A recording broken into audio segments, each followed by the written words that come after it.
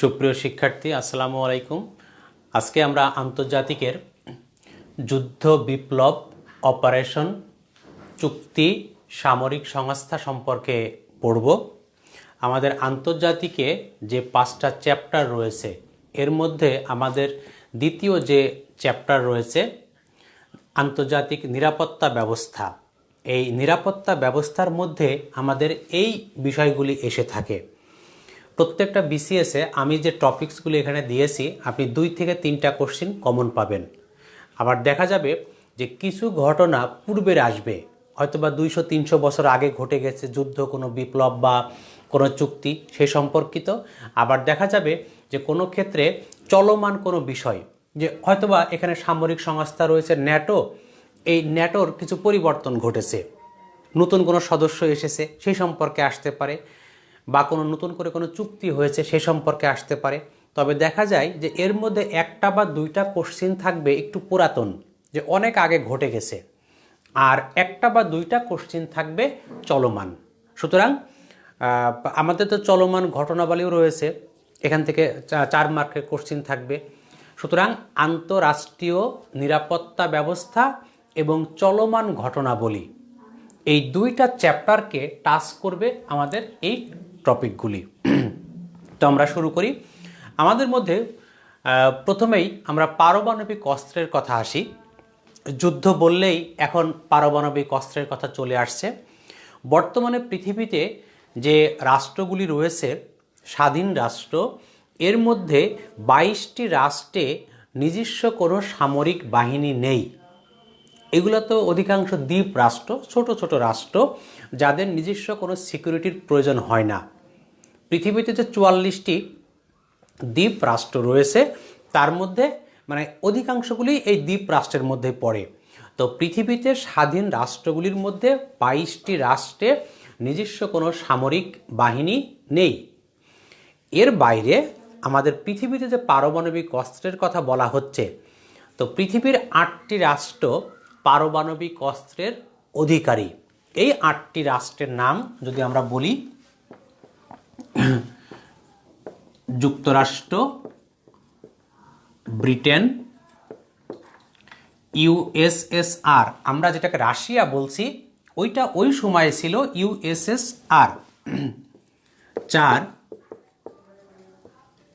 France, China, India,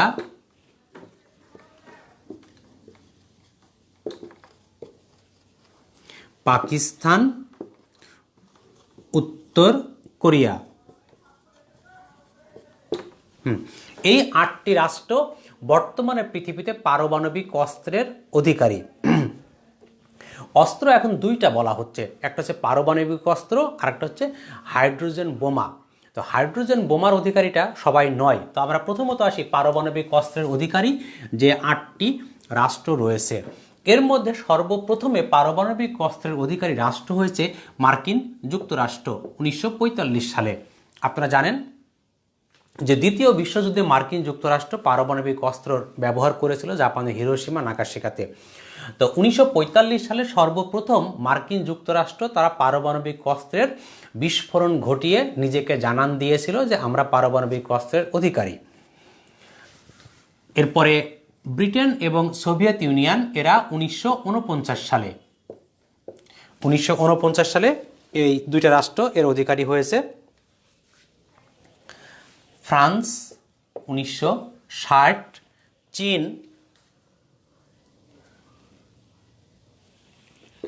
1964, India 1974, Pakistan 1998, উত্তর Korea 2006।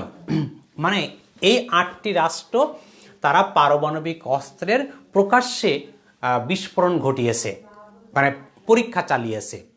তার মধ্যে এর মধ্যে আপনাদের সবচেয়ে পরীক্ষাতে আসার মতো এদিকে যুক্তরাষ্ট্র, ইন্ডিয়া, পাকিস্তান এবং উত্তর কোরিয়া, এই 4টা রাষ্ট্রই পরীক্ষাতে আসার মতো, আর বাকিগুলি আসার মতো নয়। তো আপনারা এই 4টাকেই এখানে দেখবেন যে ভারত পাকিস্তান সম্পর্কেও কিন্তু অনেকবার পরীক্ষাতে কোশ্চেন এসেছে।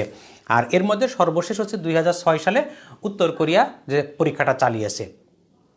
এখন এর বাইরে পৃথিবীতে 6টি রাষ্ট্র রয়েছে, যে 6টি রাষ্ট্রের তাদের পারমাণবিক হাইড্রোজেন বোমা রয়েছে। হাইড্রোজেন বোমার মধ্যে মার্কিন যুক্তরাষ্ট্র 1954 সালে, ব্রিটেন,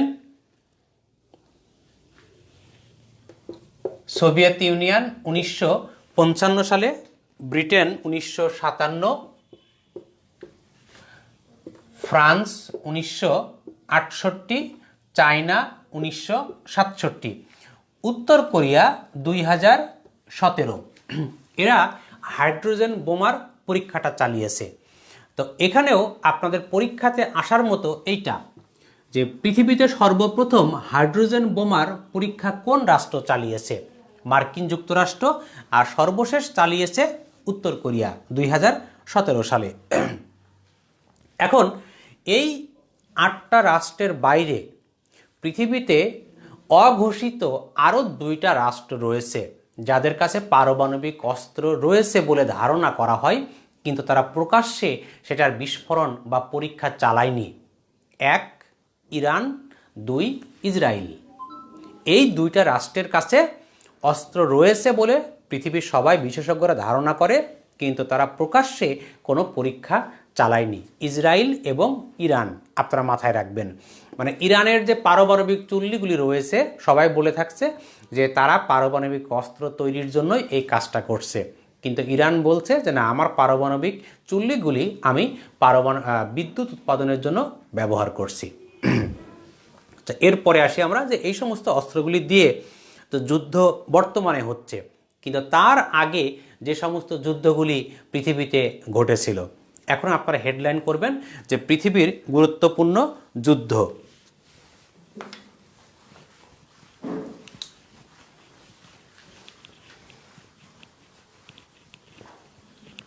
পৃথিবীর গুরুত্বপূর্ণ যুদ্ধ। আমরা যদি প্রথম থেকে আসি, যেখান থেকে আমাদের চাকরির পরীক্ষাতে কোশ্চেন আসার মতো, 1 ক্রুসেড, যেটাকে বলা হয় ধর্ম যুদ্ধ। এই ক্রুসেড এর সময়কাল ছিল 1095 থেকে 1290। এটা নিয়ে অনেক বিতর্ক রয়েছে সময়কালটা, কিন্তু মেইনলি এই প্রায় 200 বছর ধরে এই ক্রুসেডটা চলেছিল। ক্রুসেডটা হয়েছিল কাদের মধ্যে? একদিকে মুসলমান, অন্যদিকে খ্রিস্টান। এই মুসলমান এবং খ্রিস্টানদের মধ্যে যুদ্ধটা হয়। মুসলমানদের পক্ষে এই 200 বছরের মধ্যে অনেকে নেতৃত্ব দিয়েছিল, কিন্তু তার ভেতরে ইরাকের ওই সময়কার ছিলেন গাজী সালাউদ্দিন, তার নামটা স্মরণীয়। মুসলমানদের পক্ষে নেতৃত্ব দিয়েছিলেন অন্যতম গাজী সালাউদ্দিন। আর খ্রিস্টানদের পক্ষে অন্যতম নেতৃত্ব ছিল গডফ্রে। তো এই যুদ্ধের জয় পরাজয় এখানে মুসলমানরাই জয়ী হয় বলে তারা দাবি করে, যদিও খ্রিস্টানদের পক্ষেও এই দাবি রয়েছে, কিন্তু মুসলমানদের সপক্ষে যুক্তিটা বেশি রয়েছে যে মুসলমানরা এখানে উইন হয়েছে। এর মূল কারণটা কি ছিল? জেরুজালেম, অর্থাৎ এই ক্রুসেডের জেরুজালেমকে উদ্ধার করাকে কেন্দ্র করেই মূলত যুদ্ধটা হয়েছিল। অর্থাৎ এখনকার যে ফিলিস্তিনি, এই ফিলিস্তিনের জেরুজালেম এটা খ্রিস্টান, ইহুদি, মুসলমান 3টা ধর্মের পবিত্র জায়গা। তো এইটা মুসলমানদের অধিকারে 606 সাল থেকে এই মুসলমানদের অধিকারে রয়েছিল। তো পরবর্তীতে মুসলমানদের কাছ থেকে খ্রিস্টানরা এই জেরুজালেমকে উদ্ধার করার জন্য তারা ভূমধ্যসাগর পাড়ি দিয়ে ইউরোপ থেকে এসে এই ভূমধ্যসাগরের তীরবর্তী এই মধ্যপ্রাচ্যের রাষ্ট্রগুলিতে তারা আক্রমণ চালায় এবং 200 বছর ধরে এখানে যুদ্ধটা চলেছিল। তো আপনারা ক্রুসেড সম্পর্কে বিস্তারিত পড়লে জানবেন যে ইউরোপে যে নারীর ক্ষমতায়ন, এই নারীর ক্ষমতায়নটা এসেছিল ক্রুসেডের মাধ্যমে। মানে ইউরোপ অনেকটা পুরুষ শূন্য হয়ে গিয়েছিল, যে যুদ্ধ করতে ইউরোপ থেকে হাজার হাজার মানুষ এই মধ্যপ্রাচ্যে চলে আসে। তখন নারীরা বেঁচে থাকার তাগিদে তারা কৃষিকাজ শুরু করে, তারা ব্যবসা বাণিজ্য করার জন্য চিন্তাভাবনা করে, তারা বিভিন্ন জায়গায় ছোটাছুটি করে। অর্থাৎ মানে তাদের পুরুষ শূন্যতার কারণে তাদের ক্ষমতায়নের দিকে তারা ধাবিত হয়েছিল। এরকম আরও অনেকগুলা ফ্যাক্টর রয়েছে এই ক্রুসেডের মধ্যে। 2,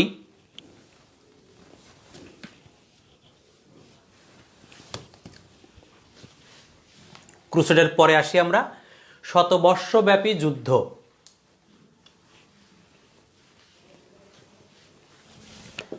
2, শতবর্ষব্যাপী যুদ্ধ। এটা হয়েছিল 1338 থেকে 1453 সাল পর্যন্ত।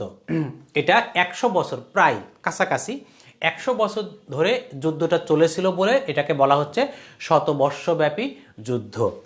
এখানে ফ্রান্স এবং ব্রিটেন এই দুইটা রাষ্ট্র পাশাপাশি ছিল, এদের মধ্যে এই যুদ্ধটা চলেছিল। তো এখানে ফ্রান্স জয়লাভ করে এই যুদ্ধে। আপনি চিন্তা করেন যে কি পরিমাণ স্টেমিনা থাকলে একটা রাষ্ট্র 100 বছর ধরে যুদ্ধ করতে পারে।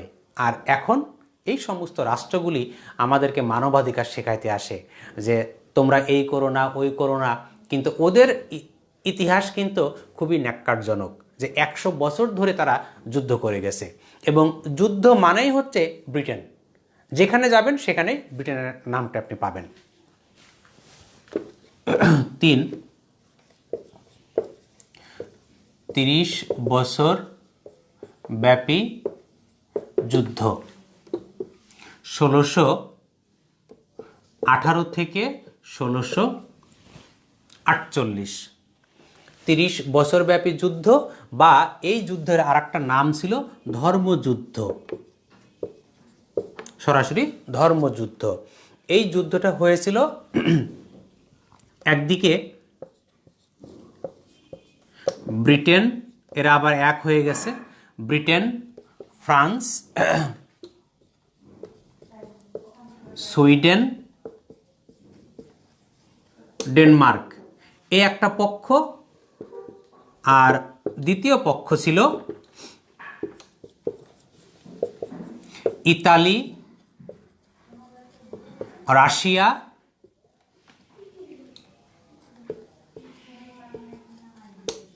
জার্মানি, আরও ছোট ছোট কিছু রাষ্ট্রগুলি ছিল। তো এই দুইটা পক্ষের মধ্যে mainly Britain, France, Sweden, Denmark এরা হচ্ছে প্রোটেস্ট্যান্ট। খ্রিস্টান ধর্মের যে দুইটা ভাগ রয়েছে, প্রোটেস্ট্যান্ট এবং ক্যাথলিক। তো এই ব্রিটেন, ফ্রান্স, সুইডেন এরা হচ্ছে প্রোটেস্ট্যান্ট, আর এই ইতালি, রাশিয়া, জার্মানি এরা হচ্ছে ক্যাথলিক। ক্যাথলিক অনেকের কাছে প্রোটেস্ট্যান্ট বা ক্যাথলিক বিষয়টা ক্লিয়ার হয় না। আপনারা শুনুন, খ্রিস্টান ধর্ম এটা তো তারা পোপের অনুসারী হিসাবে চলে। তো এর মধ্যে জার্মানির একজন ধর্মযাজক মার্টিন লুথার, এই মার্টিন লুথার খ্রিস্টান ধর্মের কিছু প্রতিবাদ করে সে তার কিছু মতাদর্শ তিনি ইস্টাবলিশ করার চেষ্টা করেন। তো কিছু খ্রিস্টান এই মার্টিন লুথারের অনুসারী হয়, পরবর্তীতে এই ধারাটা চলতে থাকে। তো যে সকল মানুষ মার্টিন লুথারের অনুসারী তারা হচ্ছে প্রোটেস্ট্যান্ট, আর যারা পোপের অনুসারী তারা হচ্ছে ক্যাথলিক। তো বর্তমান পৃথিবীতে এই প্রোটেস্ট্যান্ট খ্রিস্টানদের সংখ্যাটা হচ্ছে বেশি। মার্কিন যুক্তরাষ্ট্র, ব্রিটেন, ফ্রান্স এরা হচ্ছে সবই প্রোটেস্ট্যান্ট, আর ক্যাথলিকদের সংখ্যাটা খুব কম। ইতালি এবং রাশিয়া এই জায়গাতে অল্প কিছু ক্যাথলিক রয়েছে। আচ্ছা, এদের মধ্যে 30 বছরব্যাপী যুদ্ধ চলেছিল। তো পরবর্তীতে এই যুদ্ধটা অমীমাংসিতভাবে একটা চুক্তির মাধ্যমে শেষ হয়। মানে এখানে কারো জয় পরাজয় ছিল না, দুইটা পক্ষই উইন উইন সিচুয়েশনে তারা এখানে ওয়েস্টফেলিয়া চুক্তির মাধ্যমে এই যুদ্ধটাকে তারা শেষ করেছিল। আমি এই চুক্তিটা সম্পর্কে পরে আসছি। 30 বছরব্যাপী যুদ্ধ।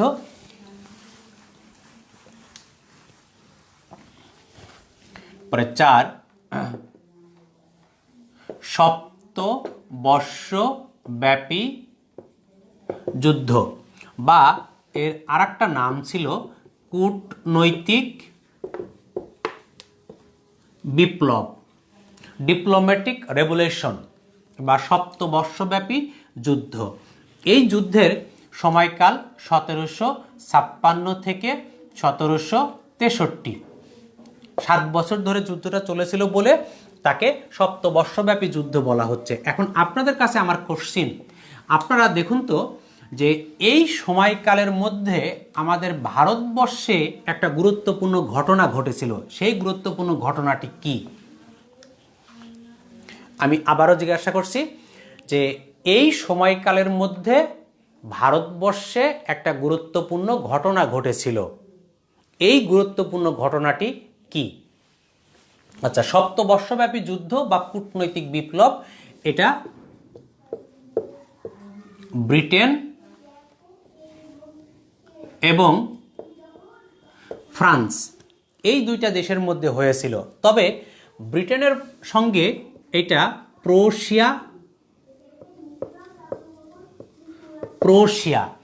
এই রাষ্ট্রটির নাম আপনাদের কাছে নতুন বলে মনে হবে। এই রাষ্ট্রটি আগে ছিল 1870 সালে যে জার্মান রাষ্ট্রটি গঠিত হয়েছে, এই প্রুশিয়া ভেঙেই মূলত জার্মানি গঠিত হয়েছে। তো প্রুশিয়া রাষ্ট্রটি পোল্যান্ড, জার্মানি, হাঙ্গেরি এই সমস্ত রাষ্ট্রগুলির মধ্যে ছড়িয়ে ছিটিয়ে গিয়েছে। তো আগে পৃথিবীর খুব পাওয়ারফুল একটা রাষ্ট্র ছিল প্রুশিয়া, কিন্তু ওই রাষ্ট্রটি এখন আর নেই। 1870 সালে এটা ভ্যানিশ হয়ে গেছে। এদিকে ফ্রান্স এবং অস্ট্রিয়া, ব্রিটেন, প্রুশিয়া এবং ফ্রান্স, অস্ট্রিয়া, এদের মধ্যে এই 7 বছর ধরে যুদ্ধটা চলেছিল। এখন এইটাকে আমরা কূটনৈতিক বিপ্লব বা ডিপ্লোম্যাটিক রেভলিউশনটা কেন বলছি আমরা? ইউরোপের দুইটা পরাশক্তি ব্রিটেন এবং ফ্রান্স, এরা সবসময় দুই মেরুতে থাকতো। তো ফ্রান্সের সঙ্গে প্রুশিয়া লিয়াজোভাবে থাকতো, যে সবসময় ফ্রান্স যেটা করবে প্রুশিয়া সেটা করবে, আর অস্ট্রিয়া যা করবে, ব্রিটেন যা করবে অস্ট্রিয়া তাই করবে। সবসময় অস্ট্রিয়া ব্রিটেনের সঙ্গে থাকতো। যেমন আমাদের এইদিকে যে বিগ পাওয়ারগুলি রয়েছে ভারত এবং পাকিস্তান, যেমন বাংলাদেশের ফরেন পলিসিটা এখন ভারতমুখী, বা ভারতের সঙ্গে বাংলাদেশের সম্পর্কটা খুব ভালো রয়েছে। তো অনুরূপভাবে ওইরকম ইউরোপেও এরকম দুইটা পরাশক্তির সঙ্গে এই দুইটা অপেক্ষাকৃত ছোট রাষ্ট্র সবসময় সাপোর্ট করত। কিন্তু অজানা কারণে পদ্মার অন্তরালে কিছু ঘটনা ঘটল, তার পরিপ্রেক্ষিতে হঠাৎ করে অস্ট্রিয়া ব্রিটেনকে ছেড়ে এই ফ্রান্সের সঙ্গে যোগদান করলো, আর প্রুশিয়া ফ্রান্সকে ছেড়ে ব্রিটেনের সঙ্গে যোগদান করলো। এটা তো এই যে মিরাকালি যে পরিবর্তনটা ঘটলো, এই পরিবর্তনটা সবাই বলতে লাগলো যে এটা কূটনৈতিকরা এই ঘটনাটি ঘটিয়েছে, মানে তার ফরেন পলিসিতে পরিবর্তন এনেছে বলেই কিন্তু একটা রাষ্ট্র যখনই আপনি বাংলাদেশ ভারতের সঙ্গে সম্পর্ক করবে, সেখানে কিন্তু মেইন ফ্যাক্টর কাজ করবে এই ফরেন পলিসিটা এখানে মেন দাঁড়াবে। তো এই জন্য এই যুদ্ধটাকে 7 বছর ধরে যুদ্ধটাকে এখানে বলা হয় ডিপ্লোম্যাটিক রেভলিউশন বা কূটনৈতিক বিপ্লব। আচ্ছা, আমি যে কোশ্চেনটা জিজ্ঞাসা করেছিলাম 1756 থেকে 1763 সালের মধ্যে ভারতবর্ষে গুরুত্বপূর্ণ যে ঘটনাটি ঘটেছিল, ইয়েস, জেসমিন তমা, পলাশির যুদ্ধ, মেহেদি হাসান, পলাশির যুদ্ধ, 1757 পলাশির যুদ্ধ। থ্যাংক ইউ সবাইকে। যে এই সময়ে আমাদের ভারতবর্ষে পলাশির যুদ্ধ ঘটেছিল। আপনারা জানেন যে আমরা সবাই বলি যে নবাব সিরাজউদ্দৌলার সঙ্গে ব্রিটিশদের যে যুদ্ধটা হয়েছিল সেটাই মূলত পলাশির যুদ্ধ। কিন্তু পলাশির যুদ্ধের পেছনে কিন্তু অনেকগুলা ঘটনা ঘটেছিল। এই যে সপ্তবর্ষব্যাপী যুদ্ধ, এই যুদ্ধটা ব্রিটেন এবং ফ্রান্সের মধ্যে চলছে। তো ওই যুদ্ধেরই একটা মঞ্চস্থ হয়েছিল এই ভারতবর্ষে। তার কারণটা কি? যে ফরাসি সৈনিক ডুপ্লে যে নবাব সিরাজউদ্দৌলার পক্ষ অবলম্বন করেছিল। তার মানে কি, ব্রিটিশ এবং ফ্রেঞ্চ তাদের মধ্যকার যে দ্বন্দ্বটা, সেই দ্বন্দ্বটা এসে গড়িয়েছে ভারতবর্ষে, এবং সেখানে নবাব সিরাজউদ্দৌলা নামে মাত্র একজন হয়ে দাঁড়িয়েছে। মূল ফ্যাক্টরটা হচ্ছে ফরাসিদের সঙ্গে। তো এই ফরাসি এবং ব্রিটিশ তাদের মধ্যে ইউরোপের ব্যাপারটি আমাদের এখানে চলে এসেছে। এটা হয়তো আপনারা অধিকাংশ বইয়ে পাবেন না, কিন্তু আপনারা এটা জেনে রাখবেন এবং যে কোনো জায়গায় লেখার ক্ষেত্রে এই ফ্যাক্টরটা আপনারা উঠাই দিবেন সপ্তবর্ষব্যাপী যুদ্ধ বা কূটনৈতিক বিপ্লব সম্পর্কে।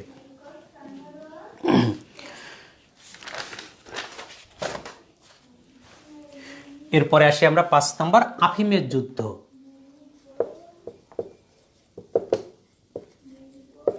আফিমের যুদ্ধ 1837 থেকে 1842 সাল পর্যন্ত এই যুদ্ধটা হয়েছিল। এটা ব্রিটেন এবং চীন, দেখেন এটা ব্রিটেন এবং চীনের মধ্যে আফিমের যুদ্ধটা হয়েছিল। আগে আমাদের এই অঞ্চলে প্রচুর পরিমাণের পপি উৎপাদন হতো। আফিম মানুষ যেটা নেশা করে এটা আফিম, কিন্তু আফিম তো সরাসরি হয় না, যেটা পপি একটা গাছ, ওই পপি গাছের পাতাটাকে প্রসেসিং করে তখন এটাকে আফিম, মরফিন, প্যাথেড্রিন, হেরোইন এগুলো তৈরি করা হয়। তো ব্রিটিশরা এই আফগানিস্তান, ভিয়েতনাম, থাইল্যান্ড এই সমস্ত অঞ্চলে প্রচুর পরিমাণে যে পপি উৎপাদন হতো, ওই পপিটা তারা কিনে নিয়ে চীনে বসে ওটাকে প্রসেসিং করে তারা আফিমে পরিণত করত এবং ওই আফিম পৃথিবীর বিভিন্ন জায়গাতে চীন থেকে তারা সাপ্লাই দিত। চীনে একটা ব্যবসায়িক কেন্দ্র ছিল, যার পরিপ্রেক্ষিতে চীন থেকে ব্যবসাটা ভালো হতো। তো ব্রিটিশরা যখন চীনে বসে এই আফিমের কারবারটা করতে লাগলো, তখন চীনা যুব সমাজ এই আফিমের দিকে ঝুঁকে পড়তে লাগলো, তারা নেশাগ্রস্ত হতে লাগলো। তখন চীনা সরকার ব্রিটিশদের কাছে বলল যে আপনারা এই ব্যবসাটা চীনে করেন না, আপনারা আপনাদের দেশে গিয়ে করেন, আমার যুব সমাজ নষ্ট হয়ে যাচ্ছে। তখন ব্রিটিশদের পাওয়ার খুব বেশি ছিল, ওরা তো কথা শুনলই না, উল্টা চীনকে আক্রমণ করে বসলো। তো এই আফিম কেনা বেচাকে কেন্দ্র করে ব্রিটেন এবং চীনের মধ্যে এই 5 বছর ধরে যুদ্ধটা চলেছিল বলে একে বলা হচ্ছে আফিমের যুদ্ধ। এই যুদ্ধে ব্রিটেন জয়লাভ করে এবং চীন পরাজিত হয়। ও এই সপ্তবর্ষব্যাপী যুদ্ধে অবশ্য ব্রিটিশরা জয়লাভ করেছিল আর ফ্রান্স পরাজিত হয়েছিল, ভারতবর্ষেও ওদের ওই রেজাল্টটা এসেছিল। তো আফিমের যুদ্ধে ব্রিটেন জয়লাভ করে, চীন পরাজিত হয়। তো ব্রিটিশরা জয়লাভ করলো আর চীনকে বলল যে তুমি যেহেতু পরাজিত, আমি তোমাকে যে কন্ডিশন দিব তুমি সেই কন্ডিশনগুলো মেনে নিবা, অর্থাৎ তোমার 5টা গুরুত্বপূর্ণ বন্দর আমাকে 100 বছরের জন্য লিজ দিতে হবে। চীনের কোনো উপায় ছিল না, চীন ওটাকে মেনে নিয়েছিল। এবং ওই যে হংকং চীনের কাছ থেকে ব্রিটেনের অধীনে গিয়েছিল, এই মূলত আফিমের যুদ্ধের কারণে। এই যুদ্ধে চীন যখন পরাজিত হয়েছিল, তখন চীন তার গুরুত্বপূর্ণ 5টি বন্দর ব্রিটিশদের কাছে 100 বছরের জন্য লিজ দিয়েছিল। এটা অবশ্য পরে করেছিল, ওই সময় যে তা নয়, কিন্তু ওই সময়কার ঘটনার পরিপ্রেক্ষিতেই মূলত চীন দিতে বাধ্য হয়েছিল। 6 ক্রিমিয়ার যুদ্ধ 1853 থেকে 1856। ব্রিটেন, ফ্রান্স আর অন্যদিকে রাশিয়া এবং তুরস্ক, এখানে ব্রিটেন এবং ফ্রান্স জয়লাভ করে। ক্রিমিয়ার যুদ্ধ, ক্রিমিয়া এটা এর আগের দিন বলেছিলাম ওই যে ইয়াল্টা কনফারেন্স, এই ক্রিমিয়ার রাজধানী হচ্ছে ইয়াল্টা। এখন বর্তমানে ক্রিমিয়া এটা রাশিয়ার অধীনে রয়েছে। এটা কৃষ্ণ সাগর, আপনাদের যাদের কাছে ম্যাপ আছে দেখবেন যে কৃষ্ণ সাগরের ভেতরে উপরের দিকে এই ক্রিমিয়ার অবস্থান, খুব চমৎকার একটা জায়গা। তো আগে বলা হতো যে ক্রিমিয়া যার দখলে রয়েছে, ইউরোপ তার দখলে রয়েছে।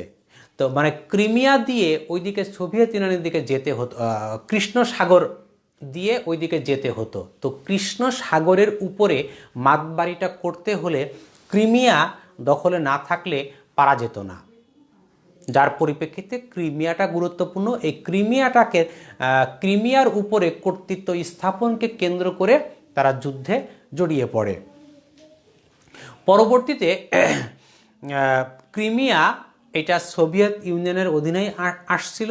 1991 সালে যখন সোভিয়েত ইউনিয়ন ভেঙে গেল, তখন ক্রিমিয়া ইউক্রেনের অধীনে চলে গেল। 2014 সালে মার্চ মাসে রাশিয়া ক্রিমিয়াটাকে ইউক্রেনের কাছ থেকে দখল করে নিয়েছে। এখন বর্তমানে ক্রিমিয়া রাশিয়ার অধীনে রয়েছে।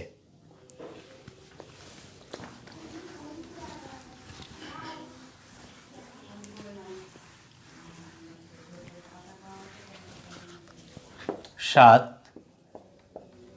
চীন জাপান যুদ্ধ 1893-94। এটা ওই চীন এবং জাপানের মধ্যে এই যুদ্ধটা হয়েছিল। এখানে জাপান জয়লাভ করে, ছোট্ট একটা রাষ্ট্র, কিন্তু চীনকে সে পরাজিত করেছিল। 8, রুশ জাপান যুদ্ধ 1904-05। এটাও রাশিয়া এবং জাপানের মধ্যে হয়েছিল। এখানে জাপান জয়লাভ করে। দেখেন জাপানের অবস্থানটা কত ছোট রাশিয়ার তুলনায়, অথচ রাশিয়ার মতো এত বড় রাষ্ট্রকে জাপান পরাজিত করেছিল। তো জাপানিরা ছোটোখাটো দেখতে, কিন্তু এরা অত্যাধিক পাওয়ারফুল, যুদ্ধ বিগ্রহে খুব পারদর্শী ছিল। দ্বিতীয় বিশ্বযুদ্ধের পরে মার্কিন যুক্তরাষ্ট্র হিরোশিমা নাগাসাকিতে বোমাবর্ষণ করার পরিপ্রেক্ষিতে জাপানিজরা এখন একেবারে সাইজ হয়ে গেছে। ওরা আর এখন যুদ্ধ বলতে বা অস্ত্র বলতে কোনো কিছু তারা আর বোঝে না। রুশ জাপান যুদ্ধ। এরপরে আসি আমরা প্রথম বিশ্বযুদ্ধ।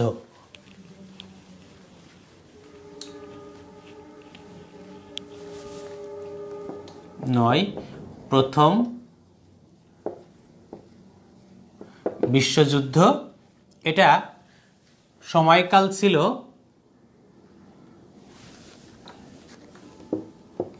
28 জুলাই 1914 থেকে 11 নভেম্বর 1918। এইটা হচ্ছে প্রথম বিশ্বযুদ্ধের প্রকৃত সময়কাল, 14 সাল থেকে 18 সাল পর্যন্ত। আর আমরা এটাকে যদি পক্ষ হিসাবে ধরি, যে দুইটা পক্ষর কথা বলা হচ্ছে, অক্ষ শক্তি আর মিত্র শক্তি। অক্ষ শক্তি আর মিত্র শক্তি। অক্ষ শক্তির মধ্যে ছিল জার্মানি,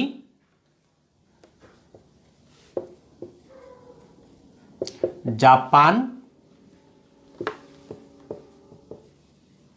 তুরস্ক,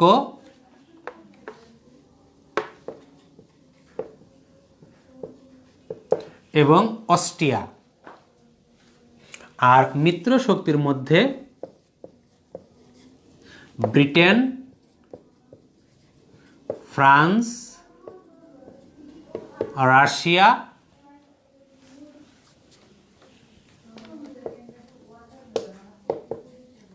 সার্বিয়া। এইগুলা হচ্ছে মেইন।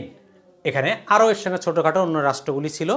দেখেন যে এই যুদ্ধের মধ্যে মিত্র শক্তি এরা জয়লাভ করে। তো এখানে একটু আগে একটা বলে নিই, তারপরে অক্ষ শক্তি এবং মিত্র শক্তির ব্যাপারটা আমি বলছি। যুদ্ধটা শুরু হয় এই অস্ট্রিয়া এবং সার্বিয়াকে কেন্দ্র করে। অস্ট্রিয়ার যুবরাজ ফার্ডিনান্ড সে সস্ত্রীক সার্বিয়াতে বেড়াতে গিয়েছিল।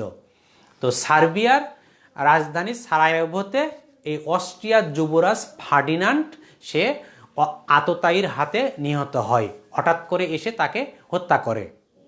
তো অস্ট্রিয়া প্রথমের দিকে চুপচাপ ছিল। তখন জার্মানি অস্ট্রিয়াকে খোঁচাইতে লাগলো যে তোমার যুবরাজকে সার্বিয়া হত্যা করলো আর তুমি এখন পর্যন্ত চুপচাপ আছো। তখন অস্ট্রিয়া বলে আমার তো শক্তি নাই। তখন জার্মানি বলে যে তুমি তাকে আক্রমণ করো, তোমার যত শক্তি লাগে আমি তোমাকে সাপ্লাই দিব। তখন এই জার্মানির ইন্ধনে পড়ে অস্ট্রিয়া প্রথমত সার্বিয়াকে আক্রমণ করে বসলো। তখন সার্বিয়া বলল যে আমার যে রাষ্ট্রে যে হত্যাকাণ্ডটা ঘটেছে আমি তো তার তদন্ত করছি, এই বলে সে তখন আরেকটা বিগ পাওয়ার ব্রিটেনের কাছে এসে পড়ল, ব্রিটিশদের কাছে সে নালিশ করলো যে অস্ট্রিয়া আমাকে আক্রমণ করছে। তখন ব্রিটিশরা দেখলো যে অস্ট্রিয়া যে আক্রমণ করছে তার মূলে কে রয়েছে? জার্মানি। তখন ব্রিটিশরা তারা ফ্রান্স, রাশিয়া অবশ্য পরে আসছে, আরও কিছু রাষ্ট্রকে একত্রিত করে তারা তখন এই জার্মানিকে আক্রমণ করে বসলো। এখানে অস্ট্রিয়া, সার্বিয়া নাথিং। তখন মূল ফ্যাক্টরটা শুরু হয়ে গেল জার্মানি এবং ব্রিটিশ। এবং ব্রিটেনের সঙ্গে এই যে ফ্রান্স, তারা বড় একটা শক্তি দিয়ে জার্মানিকে প্রতিহত করতে লাগলো। এর পরিপ্রেক্ষিতে যুদ্ধটা চলতে লাগলো এবং জার্মানি এখানে পরাজিত হলো। তো মূল ব্যাপারটি যে এইটাকে অক্ষশক্তি কেন বলছি আর মিত্র শক্তি কেন বলছি? যখন প্রথম বিশ্বযুদ্ধ চলে ওই সময় আপনারা জানেন যে মার্কিন যুক্তরাষ্ট্রের প্রেসিডেন্ট, 28তম প্রেসিডেন্ট উড্রো উইলসন, তিনি ক্ষমতায় ছিলেন। উড্রো উইলসন 1918 সালে মার্কিন কংগ্রেসে ভাষণ দিতে গিয়ে তিনি 14 দফা উত্থাপন করলেন এবং 14 দফার মধ্যে তিনি অনেকগুলো ঘটনার কথা বললেন।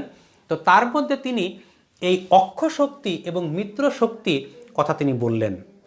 এতদিন পর্যন্ত সেই সিকিউরিটি সিস্টেম, যেটা নিরাপত্তা ব্যবস্থা সম্পর্কে তিনি নতুন একটা সংজ্ঞা দিলেন। আগে বলা হতো যে মানে এলাকা ভিত্তিক একটা সিকিউরিটি ফোর্স গঠিত হবে, তিনি বললেন যে না, এখন থেকে পৃথিবীতে একটা সংস্থা থাকবে, যে সংস্থা এই নিরাপত্তা দায়িত্বটা পালন করবে। তো এখন সংস্থাটা কি? ওই যে জাতিপুঞ্জ।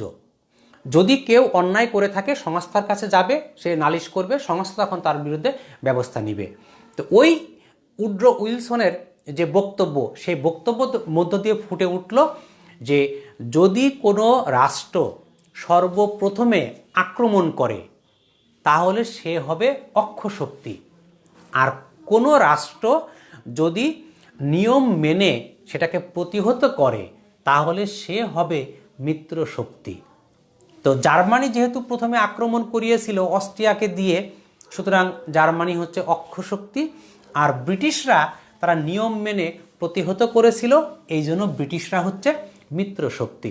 আরও সহজ ভাষায় বললে প্রথমে যে আক্রমণ করবে সে হচ্ছে অক্ষশক্তি, আর যে প্রতিরোধ করবে সে হচ্ছে মিত্র শক্তি। এটা হচ্ছে কাগজে কলমের কথা, কিন্তু প্রকৃতপক্ষে কি দাঁড়াচ্ছে? যে জয়লাভ করে সে হচ্ছে মিত্র শক্তি, আর যে পরাজিত হয় সে হচ্ছে অক্ষশক্তি। এই হচ্ছে নিয়ম। যদি এখানে জার্মানি জয়লাভ করতো তো নিশ্চয়ই ইতিহাসটা ভিন্নভাবে লেখা হতো। আচ্ছা, এরপরে আসি আমরা দ্বিতীয় বিশ্বযুদ্ধ।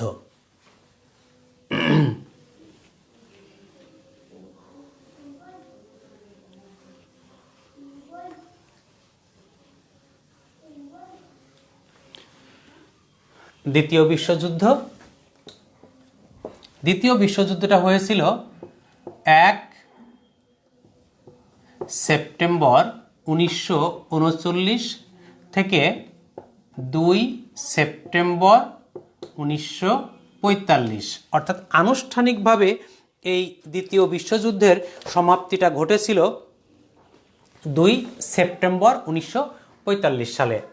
এখানে অক্ষশক্তিতে জার্মানি, জাপান, ইতালি,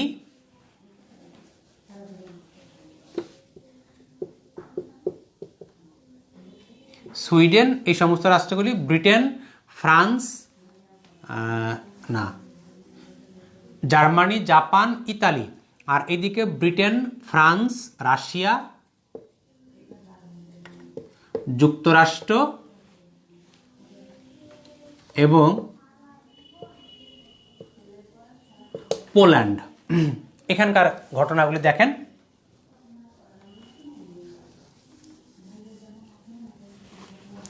প্রথম বিশ্বযুদ্ধে জার্মানি পরাজিত হলো, পরবর্তীতে লোকার্নো চুক্তির মাধ্যমে জার্মানিকে ক্ষতিপূরণ দিতে বাধ্য করা হলো। জার্মানির কোনো উপায় ছিল না, জার্মানি ক্ষতিপূরণ দিতে রাজি হয়ে গেল। এরপরে 1933 সালে জার্মানির চ্যান্সেলর হিসাবে ক্ষমতা নিলেন হিটলার। 1933 সালে ক্ষমতায় এসেই তিনি বললেন যে জার্মানি কেন ক্ষতিপূরণটা দিবে? জার্মানি কোনো ক্ষতিপূরণ দিবে না। যেহেতু জার্মানি এখানে লুজার হয়েছে, এই সেই জার্মানি ক্ষতিপূরণ দেওয়া বন্ধ করে দিল। তখন গণ্ডগোল আবার শুরু হয়ে গেল। 33 সাল থেকে 39 সাল পর্যন্ত হিটলার একক ক্ষমতা বলে ইউরোপটাকে কন্ট্রোল করার বিভিন্ন প্রক্রিয়া সে শুরু করে। 1939 সালের 1 সেপ্টেম্বর জার্মানি হঠাৎ করে পোল্যান্ডকে আক্রমণ করে বসলো। জার্মানি দাবি করলো যে পোল্যান্ডের কিছু অংশ আমার মধ্যে রয়েছে, সুতরাং পোল্যান্ড আমার এটা অংশ। তো পোল্যান্ড তখন খণ্ড বিখণ্ড হয়ে গেল। পোল্যান্ড দৌড় দিয়ে এসে সে ব্রিটিশদের কাছে পড়ল যে আমাকে তো জার্মানি আক্রমণ করছে। তখন ব্রিটিশরা দেখলো যে জার্মানিকে একবার শায়েস্তা করা হয়েছে, সেই জার্মানি আবার আমাদের এখানে সমস্যা তৈরি করছে। তখন ব্রিটিশরা ফ্রান্স এবং রাশিয়াকে তারা একত্রিত করে আরও ইউরোপের যে সমস্ত ছোটোখাটো রাষ্ট্রগুলি ছিল, সুইডেন, ডেনমার্ক, এই সমস্ত রাষ্ট্রগুলিকে একত্রিত করে তারা এই জার্মানির বিরুদ্ধে যুদ্ধ শুরু করলো। পরবর্তীতে জার্মানির সঙ্গে জাপান এবং ইতালি তারা যোগদান করলো এবং মার্কিন যুক্তরাষ্ট্র পরবর্তীতে এখানে আসলো। 39 থেকে 45 সাল পর্যন্ত যুদ্ধ চলল এবং এখানে মিত্র শক্তি তারা জয়লাভ করলো। দ্বিতীয় বিশ্বযুদ্ধে জার্মানির কিন্তু প্রথমের দিকে জয়াকার ছিল, তারা একের পর এক জয়লাভ করে যাচ্ছে। তো জার্মানির এখানে কিছু ভুল ছিল, এটা যে সে একই সঙ্গে 3টা ফ্রন্টে যুদ্ধ করে যাচ্ছে। ব্রিটেনের সঙ্গে করছে, ফ্রান্সের সঙ্গে করছে, রাশিয়ার সঙ্গে করছে, কিন্তু একটা রাষ্ট্রের পক্ষে এতগুলা বিগ পাওয়ারকে কন্ট্রোল করা সম্ভব নয়। বিশেষ করে রাশিয়া ওই সময় খুব দুর্বল ছিল। রাশিয়ার ভেতরে জার্মান সৈন্যরা ঢুকে গিয়েছিল, তারা রাশিয়ার ভেতরে ঢুকে যাচ্ছে, রাশিয়া সব ছেড়ে দিয়েছে যে ঠিক আছে যাচ্ছে যাক। এরপরে রাশিয়া তারা পথ আটকে দিয়েছে।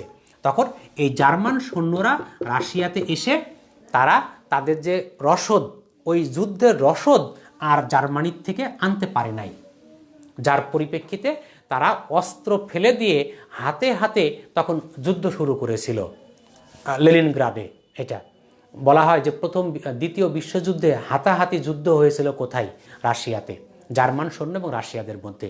এরপরে জার্মান সৈন্যরা, তাদের কোনো খাবার নাই, প্রচণ্ড শীতে তারা অভ্যস্ত নয়, রাশিয়াতে প্রচণ্ড ঠান্ডা পড়ে, এই সমস্ত কারণে এখানে হাজার হাজার জার্মান সৈন্য মারা পড়ল। হিটলার মূলত এই জায়গা থেকে ভেঙে পড়ে। পরবর্তীতে তখন যুক্তরাষ্ট্রের যৌথ প্রক্রিয়াতে জার্মানি 7ই মে সে পরাজয় স্বীকার করে নেয়। জার্মানি পরাজয় স্বীকার করলেও এই ছোটোখাটো জাপান তারা এখানে বীর দর্পে যুদ্ধ চালিয়ে যাচ্ছে। অবশেষে মার্কিন যুক্তরাষ্ট্র কোনো উপায় না পেয়ে জাপানের হিরোশিমা নাগাসাকিতে বোমাবর্ষণ করে 6 আগস্ট এবং 9 আগস্ট।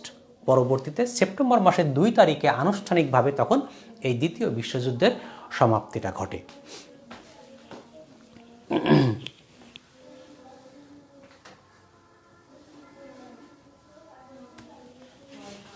আচ্ছা, এরপরে আসে আমরা কোরিয়া যুদ্ধ।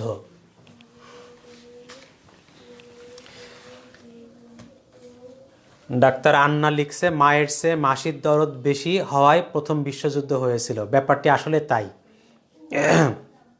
যে এখানে ব্রিটেন এবং জার্মানি তাদের যে ভূমিকাটা, মানে সে মাসির ভূমিকাটাই ছিল তারা। এরপরে কোরিয়া যুদ্ধ। কোরিয়া যুদ্ধ 1950 থেকে 1953 সাল, অর্থাৎ দক্ষিণ কোরিয়া এবং উত্তর কোরিয়া, এই নামে মাত্র দক্ষিণ কোরিয়া এবং উত্তর কোরিয়ার মধ্যে যুদ্ধ। দক্ষিণ কোরিয়াকে সাপোর্ট দিচ্ছিল মার্কিন যুক্তরাষ্ট্র আর উত্তর কোরিয়াকে সাপোর্ট দিচ্ছিল সোভিয়েত ইউনিয়ন। মূলত এটা দ্বিতীয় বিশ্বযুদ্ধের পরে পৃথিবী 2টা মেরুতে বিভক্ত হয়ে যায়, সমাজতান্ত্রিক বিশ্ব সোভিয়েত ইউনিয়ন আর পুঁজিবাদী বিশ্ব মার্কিন যুক্তরাষ্ট্র। তো এই মার্কিন যুক্তরাষ্ট্র দক্ষিণ কোরিয়ার উপরে কর্তৃত্ব স্থাপন করে 1948 সালে, আর উত্তর কোরিয়ার উপরে সোভিয়েত ইউনিয়ন কর্তৃত্ব স্থাপন করে। তাদের এই সমাজতন্ত্র এবং পুঁজিতন্ত্র, এদের মধ্যকার ব্যাপারটি ছিল 1950 থেকে 1953। তো পরবর্তীতে অমীমাংসিতভাবে এই যুদ্ধটা শেষ হয়ে যায়, এখানে জয় পরাজয় কোনো কিছু ছিল না। এরপরে আসি আমরা ভিয়েতনাম যুদ্ধ। ভিয়েতনাম যুদ্ধ 1955 থেকে 1975 সাল পর্যন্ত। এটাও দক্ষিণ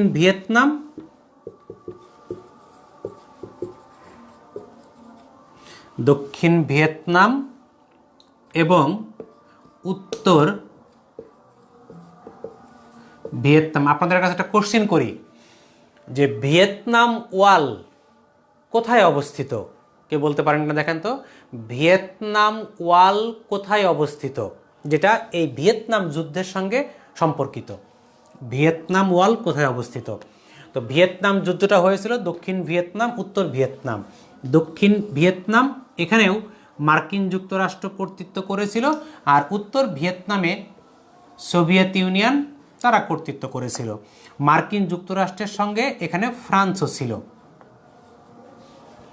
আচ্ছা, এটা ফ্রান্সদের উপনিবেশ ছিল হচ্ছে ভিয়েতনাম, এটা আগে পড়িয়েছিলাম।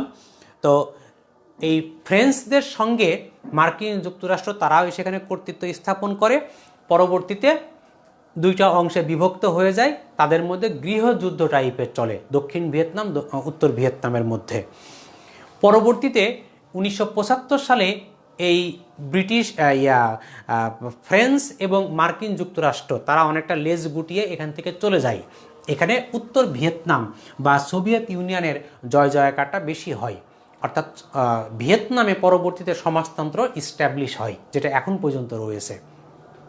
এবং 1976 সালে তখন এই দক্ষিণ ভিয়েতনাম এবং উত্তর ভিয়েতনাম তারা একত্রিতভাবে ভিয়েতনাম নামক রাষ্ট্রটি গঠন করে। হো চি মিন, লি ডাক থো এই সমস্ত নেতৃবৃন্দের কারণে তখন ভিয়েতনাম নামক রাষ্ট্রটি গঠিত হয়। এটা কি অ্যান্সারকে দিতে পেরেছে? হ্যাঁ, সানজিদা ইসলাম, গুড। প্যারিস, ফ্রান্সের প্যারিসে ভিয়েতনাম ওয়াল অবস্থিত। এটার কারণটা কি, যে এই ভিয়েতনাম যুদ্ধে হাজার হাজার ফ্রান্সের সৈনিক মারা গিয়েছিল। তো ওই সমস্ত সৈনিকদের স্মৃতি রক্ষা করার জন্য ফ্রান্সের প্যারিসে একটা ওয়াল নির্মাণ করা হয়েছে। তো ওই ওয়ালের নাম তারা দিয়েছে ভিয়েতনাম ওয়াল। তো নাম শুনে মনে হবে যে ভিয়েতনামে অবস্থা, কিন্তু নয়, ভিয়েতনাম ওয়াল ফ্রান্সের প্যারিসে অবস্থিত। এই যুদ্ধগুলি মূলত আমাদের এখানকার জন্য গুরুত্বপূর্ণ। এর সঙ্গে আরেকটা শব্দ আমাদের আসে, স্নায়ুযুদ্ধ, এটা বা কোল্ড ওয়ার, যেটা বিসিএস এর রিটেন পরীক্ষা, প্রিলি, ব্যাংকের পরীক্ষাতে একাধিকবার এসেছে।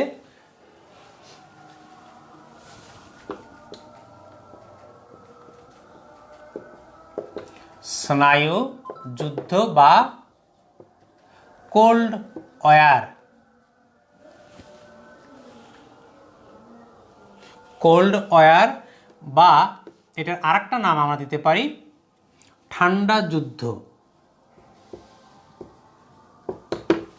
স্নায়ুযুদ্ধ বা কোল্ড ওয়ার বা ঠান্ডা লড়াই, ঠান্ডা লড়াই, এটা একটু শুনবেন। স্নায়ুযুদ্ধ, দ্বিতীয় বিশ্বযুদ্ধের পরে পৃথিবী দুইটা ব্লকে বিভক্ত হয়ে পড়ে। একটা হচ্ছে মার্কিন যুক্তরাষ্ট্রের অধীনে পুঁজিতন্ত্র, মানে এখনকার যেটা চলছে, আর সোভিয়েত ইউনিয়নের নেতৃত্বে সমাজতন্ত্র। তো পৃথিবী দুইটা ব্লকে বিভক্ত হয়ে গেল। মার্কিন যুক্তরাষ্ট্র তার এই পুঁজিতন্ত্র পৃথিবীর বিভিন্ন রাষ্ট্রে ইস্টাবলিশ করার জন্য চেষ্টা করতে লাগলো, আর সোভিয়েত ইউনিয়ন সেও তার সমাজতন্ত্র ইস্টাবলিশ করার জন্য চেষ্টা করতে লাগলো। এর মাঝখানে দুইটা রাষ্ট্রের মধ্যে সম্পর্ক এতটাই খারাপ হয়ে গেল যে কেউ কারোর আর মুখ দেখে না। এটা কিন্তু প্রথম বিশ্বযুদ্ধের পরে, দ্বিতীয় বিশ্বযুদ্ধের পরে। তো দ্বিতীয় বিশ্বযুদ্ধের পরে মার্কিন যুক্তরাষ্ট্র আর সোভিয়েত ইউনিয়নের সম্পর্কের অবনতিকে কেন্দ্র করে ব্রিটেনে ওই সময়কার ব্রিটেনের প্রধানমন্ত্রী উইনস্টন চার্চিল, এই উইনস্টন চার্চিল একটা সেমিনারে ভাষণ দিতে গিয়েছিলেন। তো ওই ভাষণ দিতে গিয়ে তিনি এই দুইটা রাষ্ট্রের সম্পর্কটাকে তিনি কোল্ড ওয়ার হিসাবে ব্যবহার করলেন, যে দুইটা রাষ্ট্রের মধ্যে এখন কোল্ড ওয়ার চলছে। সর্বপ্রথম কোল্ড ওয়ার শব্দটি আনলেন কে? ব্রিটেনের প্রধানমন্ত্রী উইনস্টন চার্চিল। পরবর্তীতে সাংবাদিকরা ওই শব্দটাকে কোট করে তখন তারা পত্রিকাতে একের পর এক বিভিন্ন প্রবন্ধ বা নিবন্ধন তারা লেখা শুরু করলো। তখন পৃথিবীতে এই কোল্ড ওয়ার শব্দটি চলে আসলো। এখন এই কোল্ড ওয়ার এটা বলতে আসলে কি বোঝায়? যখন বিবাদমান কোনো রাষ্ট্র বা রাষ্ট্রপক্ষ বা সংস্থা একে অপরের সঙ্গে সরাসরি যুদ্ধে লিপ্ত না হয়ে বিভিন্ন মাধ্যম দিয়ে যুদ্ধাঙ্গদেহী অবস্থা প্রকাশ করে, তাকে কোল্ড ওয়ার বা স্নায়ুযুদ্ধ বলে। আমি যদি আরও সহজ করে বলি, যে সরাসরি যুদ্ধ নয়, তবে যুদ্ধের মতো পরিস্থিতি বিরাজ করছে। কেমন? যে মার্কিন যুক্তরাষ্ট্র, সোভিয়েত ইউনিয়ন তারা একে অপরকে আর আক্রমণ করছে না, কিন্তু কেউ কাউকে ছেড়ে কথা বলছে না। স্বার্থের সামান্যতম কোনো ব্যাঘাত ঘটলেই তারা অন্যকে দিয়ে এই কাজটা করাচ্ছে। ধরুন যে কোল্ড ওয়ারের পরিপ্রেক্ষিতে পৃথিবীতে যে গুরুত্বপূর্ণ ঘটনাগুলি ঘটেছিল, এক, জার্মানির বিভক্তি। এগুলো হচ্ছে কোল্ড ওয়ারের বহিঃপ্রকাশ। পূর্ব জার্মানি পশ্চিম জার্মানি বিভক্ত হয়ে যায়। এটা জার্মানির বিভক্তি মানে কি? মার্কিন যুক্তরাষ্ট্র আর সোভিয়েত ইউনিয়নের দ্বন্দ্ব। পশ্চিম জার্মানিতে যুক্তরাষ্ট্র আর পূর্ব জার্মানিতে কি বলে, সোভিয়েত ইউনিয়ন। তারপরে দুই, কোরিয়ার যুদ্ধ। ওইটা তো আগেই দেখালাম, যে উত্তর কোরিয়াতে সোভিয়েত ইউনিয়ন, দক্ষিণ কোরিয়াতে মার্কিন যুক্তরাষ্ট্র। নামে মাত্র কোরিয়ার যুদ্ধ, কিন্তু যুদ্ধটা হচ্ছে এই স্নায়ু যুদ্ধের রেজাল্ট। তিন, ভিয়েতনাম যুদ্ধ। এগুলো সবই স্নায়ু যুদ্ধের। এরপরে রয়েছে কিউবা সংকট।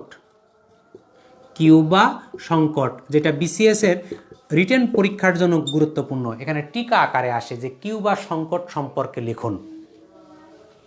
কিউবা সংকটটা খুব সংক্ষেপে বললে, যে 1961 সালে ওই সময় কিউবার প্রেসিডেন্ট হচ্ছে ফিদেল ক্যাস্ট্রো।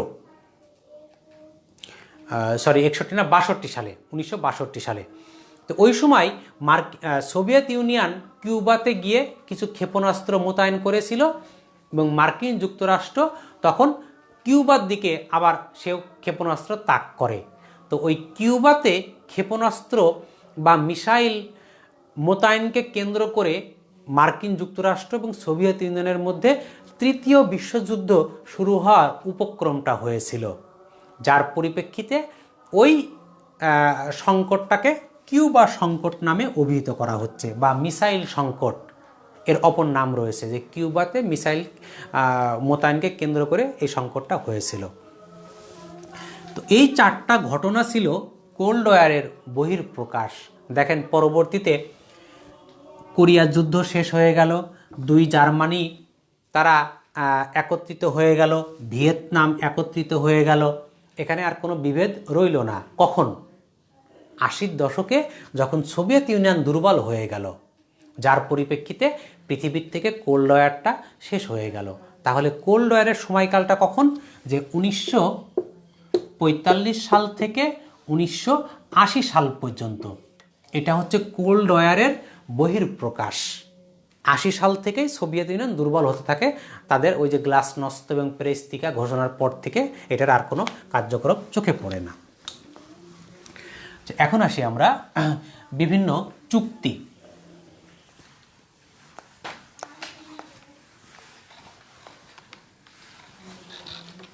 বিভিন্ন চুক্তি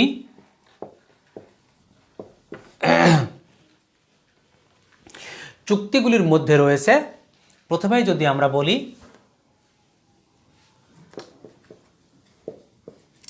মদিনা সনদ 622, 2 হুদাইবিয়ার সন্ধি হুদাইবিয়ার সন্ধি 628। এই দুইটা গুরুত্বপূর্ণ। মদিনা সনদটা হচ্ছে যে পৃথিবীতে সর্বপ্রথম লিখিত সনদ হচ্ছে মদিনা সনদ, এটা যার মাধ্যমে হযরত মুহাম্মদ সাল্লাল্লাহু আলাইহি সাল্লাম ইসলাম নাম দিয়ে যে রাষ্ট্রটা তিনি প্রতিষ্ঠা করেছিলেন।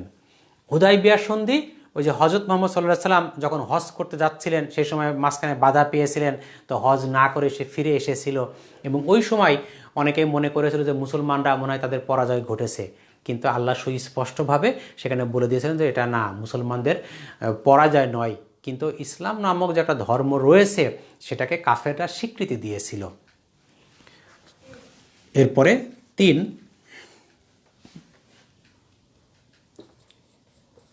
ম্যাগনা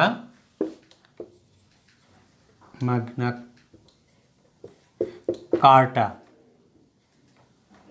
ম্যাগনা কার্টা এটা হয়েছিল 1215 সালে, 1215 সালে, আর এর স্থানটা ছিল রানী মেড সারে, ব্রিটেন। এটা কার কার মধ্যে হয়েছিল? ব্রিটেনের রাজা জন এবং ব্রিটেনের জনগণ। এই চুক্তির মাধ্যমে কি হলো? রাজা সিংহাসনের উপরে জনগণের অধিকারটা স্বীকার করে নিল। এটা একটু বলি। ম্যাগনা কার্টা, এই ম্যাগনা কার্টা এইটা ব্রিটেনের সারে অঞ্চলের রানী মেড নামক একটা স্থানে এই রাজা জন এবং ব্রিটেনের জনগণের মধ্যে চুক্তিটা স্বাক্ষর হয়েছিল। আগে ব্রিটেনের যে সমস্ত রাজারা ছিলেন তারা বলতেন যে ঈশ্বর আমাকে রাজা হিসাবে পাঠিয়েছে, আমি হচ্ছে এখানকার রাজা। এই নিয়ে জনগণের মধ্যে অসন্তোষ ছিল। তো পরবর্তীতে ব্রিটেনের রাজারা মেনে নিল যে না, এই সিংহাসনের উপরে ব্রিটেনের জনগণেরও অধিকার রয়েছে। যদিও সেটা বাস্তবায়ন হয়নি, কিন্তু ওই সময় আন্দোলনের কারণে রাজা জন সেটা মেনে নিয়েছিলেন, যেটাকে বলা হচ্ছে ম্যাগনা কার্টা।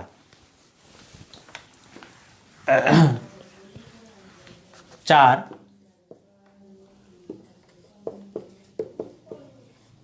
ওয়েস্টফেলিয়ার সন্ধি। ওয়েস্টফেলিয়ার সন্ধি এটা হয়েছিল 1648 সালে। আপনাদের মনে আছে কিনা 30 বছরব্যাপী যুদ্ধ যেটা পড়াইলাম প্রোটেস্ট্যান্ট এবং ক্যাথলিকদের মধ্যে, এই 30 বছরব্যাপী যুদ্ধর সমাপ্তিটা ঘটেছিল ওয়েস্টফেলিয়ার সন্ধির মাধ্যমে। ওয়েস্টফেলিয়া এটা জার্মানির একটা জায়গার নাম, জার্মানির একটা স্থান হচ্ছে ওয়েস্টফেলিয়া। 30 বছরব্যাপী যুদ্ধের অবসান ঘটিয়েছিল এই ওয়েস্টফেলিয়ার সন্ধি। আধুনিক বিশ্বের সর্বপ্রথম কূটনৈতিক চুক্তি হচ্ছে ওয়েস্টফেলিয়ার সন্ধি।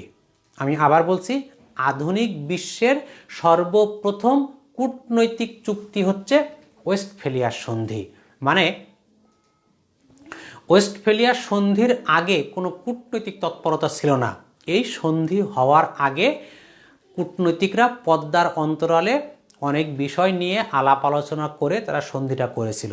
দেখুন যে আমাদের মাননীয় প্রধানমন্ত্রী যদি বিদেশে কোথাও যায়, তো এটা কিন্তু 2-3 মাস আগের থেকেই ওই দেশের যে দূতাবাস রয়েছে তারা সব কিছু ঠিকঠাক করে রাখবে, যে প্রাইম মিনিস্টার কয়টার সময় নামবে, কে তাকে তোড়া দিবেন, সে কোথায় যাবে, সেখানে সে কত সময় অবস্থান করবে, কয়টার সময় বের হবে, কোথায় খাবে, এভরিথিং সব কিছু এই মিশন তারা এটাকে কমপ্লিট করে রাখবে। তার মানে আমাদের প্রধানমন্ত্রী সে একজন মানে অভিনেতার মতো করে গিয়ে সে এক জায়গাতে দাঁড়িয়ে সে মঞ্চস্থ করবে। এইগুলার এই জন্য আপনারা জানেন যে বিসিএস এর সবচাইতে গুরুত্বপূর্ণ ক্যাডার হচ্ছে ফরেন ক্যাডার। এই ক্যাডারটা মানে একটা রাষ্ট্রকে ডুবাইতেও পারে বা উঠাইতেও পারে। এদের বিভিন্ন কর্মকাণ্ডের কারণে রাষ্ট্র কিন্তু অনেকটা অবহেলিত বা অনেকটা পিছিয়ে পড়ে। তো এইরকম এই কূটনৈতিকদের তৎপরতা সর্বপ্রথম শুরু হয়েছে এই ওয়েস্টফেলিয়ার সন্ধির মধ্য দিয়ে। এটা হচ্ছে বিশ্বের সর্বপ্রথম আধুনিক মানে কূটনৈতিক সন্ধি হিসাবে পরিগণিত। ওয়েস্টফেলিয়ার সন্ধি, এরপরে রয়েছে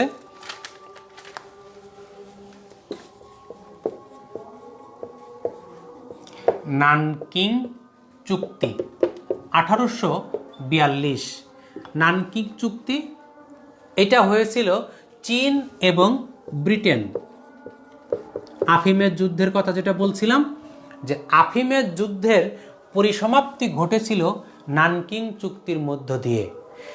হ্যাঁ, অর্থাৎ ব্রিটিশরা যে জয়লাভ করলো, চীনরা যে পরাজিত হলো, সেটা এই নানকিং চুক্তির মধ্য দিয়ে এটা সমাপ্তিটা ঘটেছিল। আফিমের যুদ্ধের পরিসমাপ্তি নানকিং চুক্তির মধ্য দিয়ে।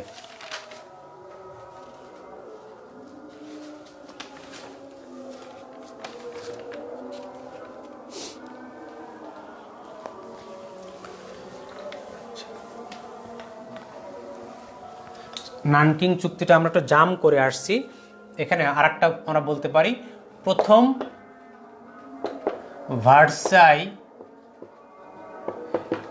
ভার্সাই চুক্তি 1780।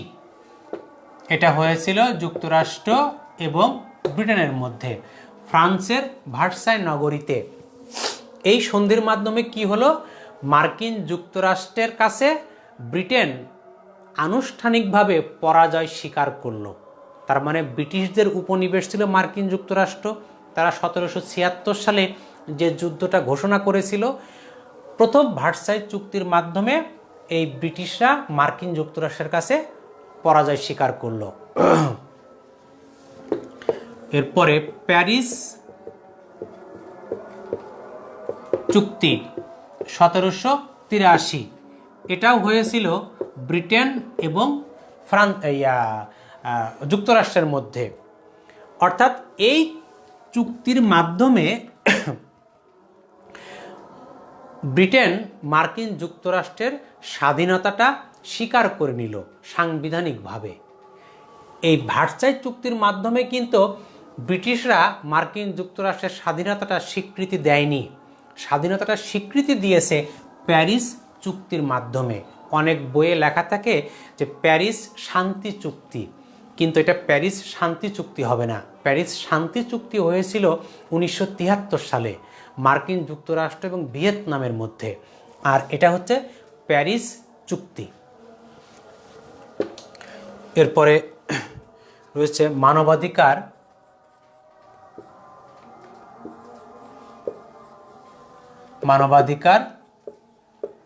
সনদ 10 ডিসেম্বর 1948। এটা হয়েছিল জেনেভা, সুইজারল্যান্ড।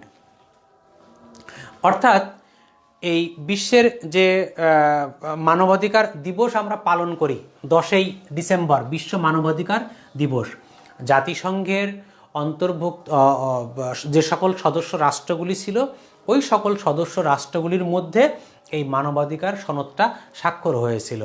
অর্থাৎ যে বিভিন্ন সংস্থাগুলি গঠিত হয়, সে সমস্ত সংস্থাগুলির যে সমস্ত ক্রাইটেরিয়াগুলি বা অনুচ্ছেদগুলি থাকে, এই মানবাধিকার থেকে আসছে। আমাদের বাংলাদেশেও যে সমস্ত সংবিধানগুলি তৈরি হয়েছে, সেই সংবিধানের মানে মূল ব্যাপারটি এখানকার কিছু অংশ এসেছে এটা। তো এই 10ই ডিসেম্বর এই চুক্তির সনদটা স্বাক্ষর হয়েছিল বলে 10ই ডিসেম্বরটা হচ্ছে বিশ্ব মানবাধিকার দিবস। এরপরে জেনেভা কনভেনশন।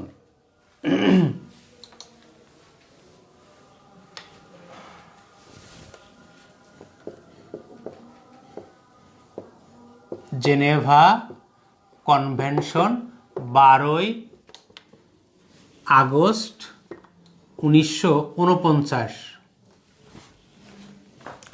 জেনেভা কনভেনশন সুইজারল্যান্ডের জেনেভাতে। আপনারা জানেন যে যুদ্ধবন্দী সঙ্গে ব্যবহারটা কেমন হবে, যে একজন যুদ্ধবন্দী হলো তাকে আমি হত্যা করলাম তা নয়। একজন যুদ্ধবন্দী হলে তাকে তার খাবার দেওয়া বা তার সঙ্গে ব্যবহার আচার, এই ব্যাপারটি এই জেনেভা কনভেনশনে চলে আসছে। মার্কিন যুক্তরাষ্ট্র আফগানিস্তান থেকে কিছু লোকজনকে ধরে নিয়ে গিয়ে এই যে কিউবার গুয়ান্তানামো বেতে রেখেছিল এবং তাদের সঙ্গে বন্দীদের সঙ্গে যে খারাপ আচরণটা করত, তখন বারবার পত্রিকাতে লেখা হচ্ছিল যে মার্কিন যুক্তরাষ্ট্র জেনেভা কনভেনশনকে লঙ্ঘন করছে। কোনো যুদ্ধবন্দীর সঙ্গে জেনেভা কনভেনশন অনুসারে তার সঙ্গে আচরণটা করতে হবে।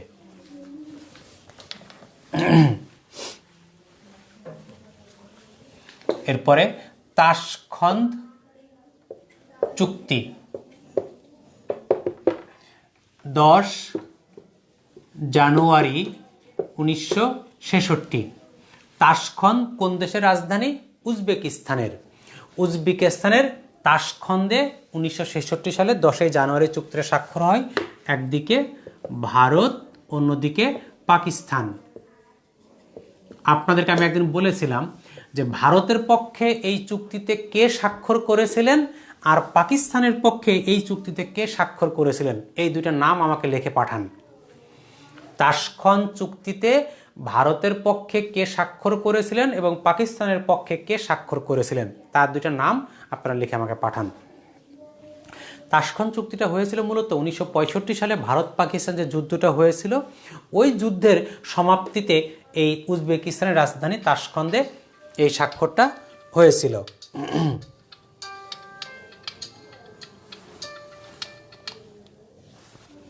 এই স্বাক্ষরটা মূলত এখানে হয়েছিল। এই চুক্তির উপরে ভিত্তি করে আমাদের যে 6 দফা, বঙ্গবন্ধু যে 6 দফাটা উত্থাপন করেছিলেন, তার মূলে ছিল কিন্তু এই তাশখন্দ চুক্তি। আচ্ছা, তাশখন্দ চুক্তির পরে আসি আমরা সিমলা চুক্তি। 3 জুলাই 1972।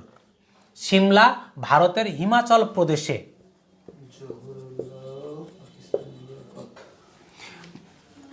হিমাচল প্রদেশ ভারতে এই সিমলা চুক্তি হয়েছিল। এটাও ভারত এবং পাকিস্তানের মধ্যে এই চুক্তিটা হয়। এই সিমলা কেউ অ্যান্সার কি দিয়েছে?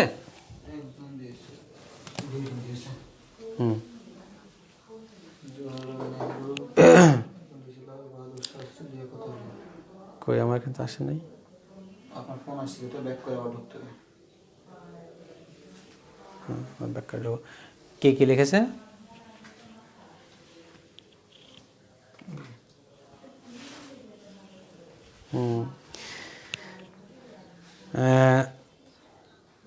তানি সরকার, লাল বাহাদুর শাস্ত্রী, লিয়াকত আলী না হলো না, শামিমা সুলতানা, লাল বাহাদুর, হ্যাঁ তোমারটা হয়েছে। নীরব, তোমারটা হয় নাই। মেহেদি হাসান, হ্যাঁ তোমারটা হয়েছে। অর্থাৎ লাল বাহাদুর শাস্ত্রী এবং পাকিস্তানের আইয়ুব খান। লিয়াকত আলী খানের সময়কাল তো 1947 থেকে 1951 পর্যন্ত তিনি পাকিস্তানের প্রধানমন্ত্রী ছিলেন। আর আইয়ুব খান, মনে পড়ে কিনা, আমি আইয়ুব খানের শাসন আমলটা লিখে দিয়েছিলাম 1959 সাল থেকে 58 সাল থেকে 1969 সাল পর্যন্ত এই আইয়ুব খান ক্ষমতায় ছিল। এটা তো ওই সময় আইয়ুব খান এবং পাকিস্তানের ভারতের হচ্ছে লাল বাহাদুর শাস্ত্রী, এদের মধ্যে চুক্তিটা হয়েছিল। আচ্ছা, সিমলা চুক্তি সম্পর্কে একটু বলি যে 1971 সালে যখন পাকিস্তান এবং বাংলাদেশের মধ্যে যুদ্ধ হয়েছিল, আপনারা জানেন যে ভারত বাংলাদেশকে সাপোর্ট করেছিল। তো পরবর্তীতে বাংলাদেশ স্বাধীনতা লাভ করলো, তখন ভারত এবং পাকিস্তান তাদের মধ্যে একটা আন্ডারস্ট্যান্ডিং হলো যে আমরা পরবর্তীতে আর একে অপরকে আক্রমণ করব না, কেউ কারোর অভ্যন্তরীণ বিষয়ে আমরা হস্তক্ষেপ করব না। মানে যেহেতু বাংলাদেশ পাকিস্তানের অংশ ছিল, তো এই পাকিস্তান দাবি করলো যে বাংলাদেশ তো আমার অংশ, আমার অভ্যন্তরীণ ব্যাপারে তুমি কেন নাক গলাতে আসছো। তো বাংলাদেশ সেপারেট হয়ে যাওয়ার পরে পরবর্তীতে তখন ভারত এবং পাকিস্তানের মধ্যে এই হিমাচল প্রদেশের সিমলাতে বসে এই চুক্তিটা হয়েছিল। এটাও কি বলতে পারবেন যে কার কার মধ্যে হয়েছিল, যে ভারতের পক্ষে কে ছিল, পাকিস্তানের পক্ষে কে ছিল? দেখেন তো লিখতে পারেন কিনা, আমি লিখে দিচ্ছি কিন্তু আপনারা বলেন যে ভারতের পক্ষে সিমলা চুক্তি কে করেছিল আর পাকিস্তানের পক্ষে কে করেছিল। যে যে পারবেন তাকে প্রিলির সার্টিফিকেট দিয়ে দেওয়া হবে, রিটেনের প্রস্তুতি নেন। সিমলা চুক্তিতে ভারতের পক্ষে কে, পাকিস্তানের পক্ষে কে?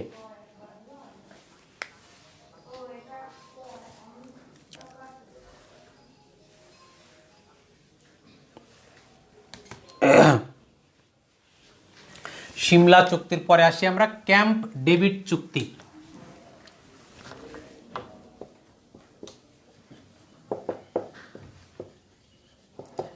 ক্যাম্প ডেভিড চুক্তি 17ই সেপ্টেম্বর 1978। যতগুলা চুক্তি বললাম তার মধ্যে সবচেয়ে বেশি গুরুত্বপূর্ণ হচ্ছে ক্যাম্প ডেভিড, যেটা প্রিলি এবং রিটেন দুইটার জন্য গুরুত্বপূর্ণ, আর বাকিগুলি শুধু প্রিলির জন্য। ক্যাম্প ডেভিড চুক্তি 17 সেপ্টেম্বর 1978, এটা হয়েছিল মিশর এবং ইসরায়েলের মধ্যে। মিশরের পক্ষে মিশরের প্রেসিডেন্ট আনোয়ার সাদাত। অ্যান্সার কে কে দিল?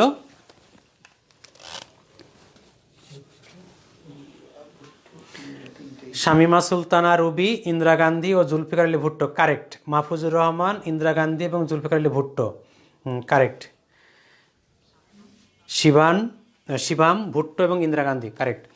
অর্থাৎ ওই সময় ভারতের প্রধানমন্ত্রী ছিল ইন্দিরা গান্ধী, তিনি করেছিলেন, এবং বাংলাদেশের মুক্তিযুদ্ধের পরে পাকিস্তানে ক্ষমতায় এসেছিল জুলফিকার আলী ভুট্টো, যিনি আইয়ুব খানের পররাষ্ট্রমন্ত্রী ছিলেন।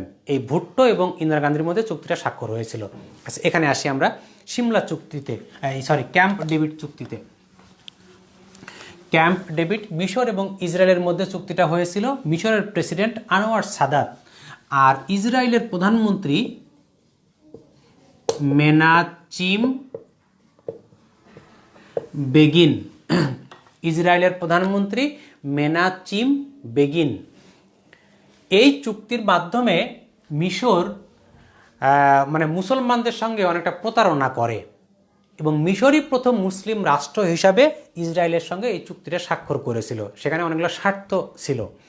চুক্তির মধ্যস্থতাকারী ছিলেন যুক্তরাষ্ট্রের প্রেসিডেন্ট জিমি কার্টার, আর চুক্তিটা স্বাক্ষর হয়েছিল মার্কিন যুক্তরাষ্ট্রের মেরিল্যান্ড প্রদেশের ক্যাম্প ডেভিডে। ক্যাম্প ডেভিড এটা যুক্তরাষ্ট্রের প্রেসিডেন্টের একটা অবকাশ যাপন কেন্দ্র, যেটা যুক্তরাষ্ট্রের মেরিল্যান্ড প্রদেশে অবস্থিত। এই ক্যাম্প ডেভিডে বসে জিমি কার্টারের মধ্যস্থতায় এই ক্যাম্প ডেভিড চুক্তিটা স্বাক্ষর হয়েছিল। তো এই চুক্তি স্বাক্ষরের পরিপ্রেক্ষিতে মিশরকে তখন ওআইসি এবং আরব লীগ, মুসলমানদের যে দুইটা সংগঠন, এই দুই জায়গার থেকে বহিষ্কার করা হয় মিশরকে। যদিও ওআইসি আরব লীগ থেকে বহিষ্কার করা হলো, পক্ষান্তরে নোবেল কমিটি তখন এই আনোয়ার সাদাতকে 1978 সালে প্রথম মুসলমান হিসাবে শান্তিতে নোবেল পুরস্কারে ভূষিত করলেন। একদিকে তিরস্কার, অন্যদিকে পুরস্কার। এবং 1981 সালে আততায়ীর হাতে এই আনোয়ার সাদাত মারা গেলেন। এটা এরপর আরেকটা চুক্তি আছে, ডেটন চুক্তি।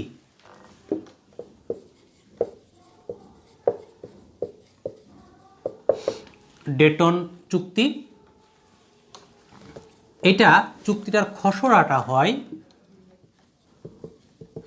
21 নভেম্বর 1995, আর চুক্তিটা স্বাক্ষর হয় 14 ডিসেম্বর 1995। 24তম বিসিএসে এই কোশ্চিনটা এসেছিল। 24তম বিসিএসে দুইটা হয়েছিল, একটা বাতিল আর একটা কারেক্ট ছিল। তো ওই বাতিল বিসিএসে এটা ছিল ডেটন চুক্তি কত তারিখে হয়েছিল, কিন্তু অ্যান্সারটা ভুল দেওয়া ছিল। 14 ডিসেম্বর 1995 এটা কারেক্ট অ্যান্সার হবে। এটা হয়েছিল বসনিয়া এবং সার্বিয়া এর মধ্যে। এই চুক্তির মধ্যস্থতাকারী বিল ক্লিনটন, যুক্তরাষ্ট্রের 42তম প্রেসিডেন্ট বিল ক্লিনটন। অনেক বইয়ে জিমি কার্টারের কথা লেখা থাকে, কিন্তু তথ্যটা সঠিক নয়, সঠিক হচ্ছে বিল ক্লিনটন এর মধ্যস্থতাকারী। এবং ডেটন এটা কোন দেশে অবস্থিত কে বলতে পারেন? ডেটন এই স্থানটি কোন দেশে? দেখেন যে বসনিয়াতে যে যুদ্ধটা চলছিল সার্বিয়া সঙ্গে, এই যুদ্ধের অবসানটা ঘটে ডেটন শান্তি চুক্তির মধ্য দিয়ে। ডেটন এটা মার্কিন যুক্তরাষ্ট্রের ওহিও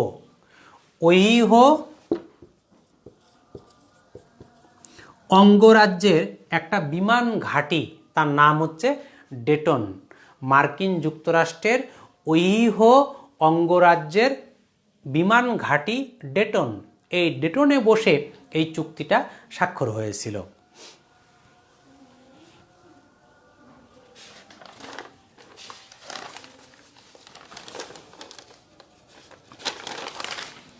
এরপর আসি আমরা বিভিন্ন বিপ্লব সম্পর্কে একটু বলবো।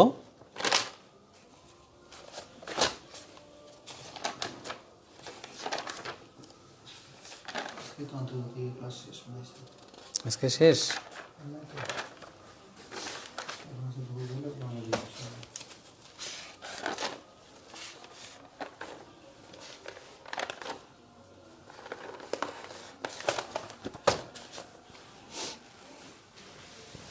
ডেটন প্যারিসে নয়, একজন উত্তর লিখেছে।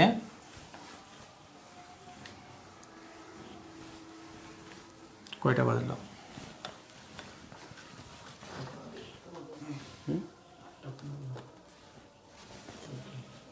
8:14। এখন আসি আমরা পৃথিবীর গুরুত্বপূর্ণ বিপ্লব। আমি বিপ্লব সম্পর্কে বেশি পড়াবো না, এটা শুধুমাত্র আমি আপনার ধরিয়ে দিব যে কোনগুলা বেশি গুরুত্বপূর্ণ। প্রথমেই যদি আমরা শিল্প বিপ্লব, যদিও এটা যুদ্ধ সম্পর্কিত নয়, শিল্প বিপ্লব এটা হয়েছিল মূলত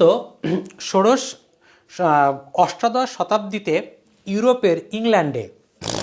সুনির্দিষ্ট সালের কথা বলা হয় না, মূলত এর চূড়ান্ত সময়কাল ছিল অষ্টাদশ শতাব্দীতে ব্রিটেনে। অনেকের মধ্যে কাজ করে যে শিল্প বিপ্লবটা ফ্রান্সে হয়েছিল, তা কিন্তু নয়, এটা ব্রিটেনে হয়েছিল। এবং এর চূড়ান্ত সময়কাল 1760 থেকে 1790। যদিও বিভিন্ন বইয়ে বিভিন্ন রকমের কথা লেখা থাকে, কিন্তু এটা আপনি মাথায় রাখবেন যে চূড়ান্ত সময়কাল 1760 থেকে 1790। ফরাসি বিপ্লব 1789 থেকে 1799, অর্থাৎ ফ্রান্সে বাস্তিল দুর্গ আক্রমণের মধ্য দিয়ে এই ফ্রান্সে ফরাসি বিপ্লবটা হয়েছিল এবং নেপোলিয়ন বোনাপার্ট এখানে ওতপ্রোতভাবে জড়িত ছিলেন।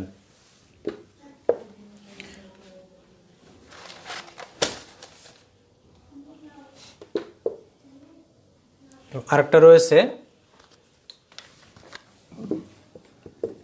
রুশ বিপ্লব বা বলশেভিক বিপ্লব বা সমাজতান্ত্রিক বিপ্লব বা অক্টোবর বিপ্লব। এটা হয়েছিল 25 অক্টোবর থেকে 3 নভেম্বর 1917 রাশিয়াতে, এবং এর নেতৃত্বে ছিলেন লেনিন। এটা একটু শুনবেন। এই রাশিয়াতে লেনিনের নেতৃত্বে এই বলশেভিক বিপ্লবটা সংগঠিত হয়েছিল। এই বিপ্লবের মাধ্যমে রাশিয়াতে সর্বপ্রথম সমাজতন্ত্র প্রতিষ্ঠিত হয় এবং এই বিপ্লবটা রাশিয়াতে হয়েছিল বলে এর নাম হচ্ছে রুশ বিপ্লব। লেনিনের যে রাজনৈতিক দল ছিল, ওই রাজনৈতিক দলের নাম ছিল বলশেভিক। ওই সময় দুইটা দল ছিল, একটা হচ্ছে বলশেভিক আর আরেকটা হচ্ছে মেনশেভিক। তো বলশেভিকদের নেতৃত্বে এই বিপ্লবটা হয়েছিল বলে এর নাম হচ্ছে বলশেবিক বিপ্লব। এই বিপ্লবের মাধ্যমে পৃথিবীতে সর্বপ্রথম সমাজতন্ত্র প্রতিষ্ঠিত হয় বলে এর নাম হচ্ছে সমাজতান্ত্রিক বিপ্লব। এই বিপ্লব অক্টোবর মাসে শুরু হয়েছিল বলে এর নাম হচ্ছে অক্টোবর বিপ্লব। একজন কোশ্চেন করছেন যে সমাজতন্ত্র আর পুঁজিতন্ত্রটা কি। খুব সংক্ষেপে বললে যে সমাজতন্ত্রটা হচ্ছে সকল সম্পদের মালিক রাষ্ট্র, ব্যক্তির কোনো কিছু নয়, ব্যক্তির প্রয়োজনে রাষ্ট্র সম্পদ সাপ্লাই দিবে। আর পুঁজিতন্ত্রটা কি, রাষ্ট্রও দিবে আবার ব্যক্তিও দিবে, কিন্তু ব্যক্তি ইচ্ছামতো সম্পদের পাহাড় গড়তে পারবে। সমাজতন্ত্রেতে সেই সুযোগটা নেই। রুশ বিপ্লব বা বলশেভিক বিপ্লব। এরপরে ভেলভেট বিপ্লব।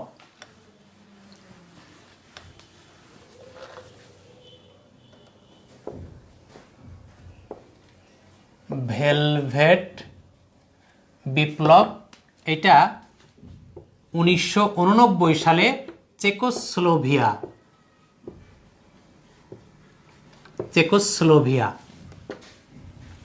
চেকোস্লোভিয়া নামক একটা রাষ্ট্র ইউরোপে ছিল, কিন্তু বর্তমানে চেকোস্লোভিয়া নামক রাষ্ট্রটি আর নেই। চেকোস্লোভিয়া এই রাষ্ট্রটি ভেঙে এখন বর্তমানে দুইটা রাষ্ট্র হয়েছে, চেক প্রজাতন্ত্র এবং স্লোভাকিয়া। তো এই চেকোস্লোভিয়াতে 1989 সালে ভেলভেট বিপ্লব সংগঠিত হয়েছিল।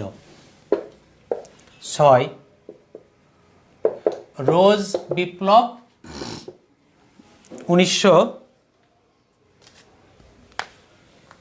2003।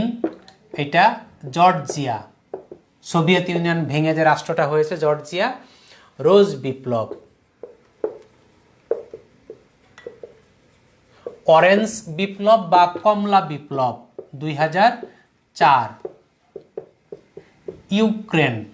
এখন এই বিপ্লবগুলির এই যে কালার দিয়ে যে নামটা হয়েছে ভেলভেট, রোজ বা অরেঞ্জ, এটার মূল কারণটা হচ্ছে যখন বিপ্লবটা চলে প্রতিবাদী জনগণ তারা ঐক্যবদ্ধভাবে একই কালারের পোশাক পরে ওই প্রতিবাদে অংশগ্রহণ করে, যার পরিপ্রেক্ষিতে ওই বিপ্লবগুলির নাম দেয় অরেঞ্জ বা রোজ, মানে কমলা কালারের গেঞ্জি পরে সেখানে তারা মিছিল সমাবেত হয়েছিল, বা গোলাপি কালারের পোশাক পরে তারা অংশগ্রহণ করেছিল, এই জন্য এইরকম নামকরণটা করা হয়েছে।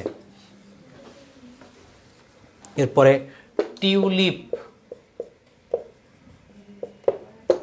টিউলিপ বিপ্লব 2005 কিরগিজস্তান।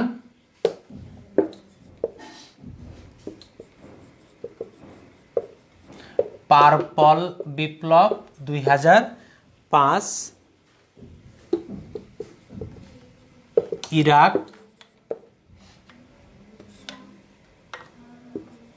ব্লু বিপ্লব বা নীল বিপ্লব 2005 কুয়েত।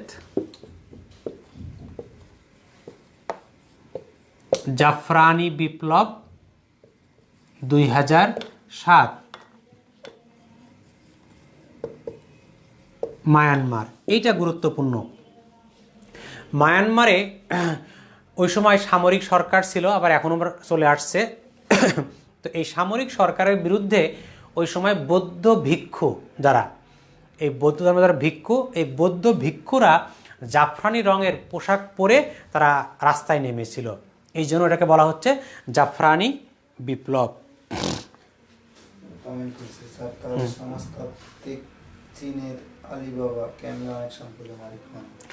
আসলে তুমি ঠিকই বলেছ। তো সমাজতন্ত্র সর্বপ্রথমে কোথায় উৎপত্তি ঘটল? রাশিয়াতে। রাশিয়া কিন্তু এখন আর সমাজতান্ত্রিক রাষ্ট্র নয়। লেনিন যখন সমাজতন্ত্র রাশিয়াতে প্রতিষ্ঠা করলো, ওইটা পৃথিবীর বিভিন্ন দেশে ছড়িয়ে পড়ল। তো ওই সমাজতন্ত্র মডিফাই হয়ে বিভিন্ন জন বিভিন্নভাবে সেটাকে ইস্টাবলিশ করতে লাগলো। 1949 সালে মাও সেতুং চীনে প্রতিষ্ঠা করলো, সেটার ধরন হলো এক রকমের। ইভেন লেনিন মারা যাওয়ার পরে স্ট্যালিন ক্ষমতায় আসলেন, স্ট্যালিনের চিন্তা চেতনা আবার চেঞ্জ হয়ে গেল। তারপরে ব্রেজনভ আসলেন, তার এক রকমের। তো চীন সমাজতন্ত্র এক রকমের প্রতিষ্ঠা করলো। কিউবাতে ওখানে ফিদেল ক্যাস্ট্রো তার মতো করে সমাজতন্ত্র করলো। ভিয়েতনামে হো চি মিন সে তার মতো করে সমাজতন্ত্র করলো। তার মানে নামে সমাজতন্ত্র, কিন্তু ধরনটা হচ্ছে ভিন্ন। এখন বাংলাদেশেও গণতন্ত্র রয়েছে, মার্কিন যুক্তরাষ্ট্রে গণতন্ত্র রয়েছে। তো এখন নামে গণতন্ত্র, কিন্তু গণতন্ত্রের মধ্যে বিভিন্ন ক্রাইটেরিয়া রয়েছে। এটা তো এখানকার ব্যাপারটাও ঠিক তাই।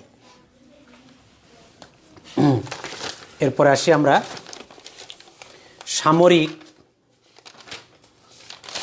সংগঠন।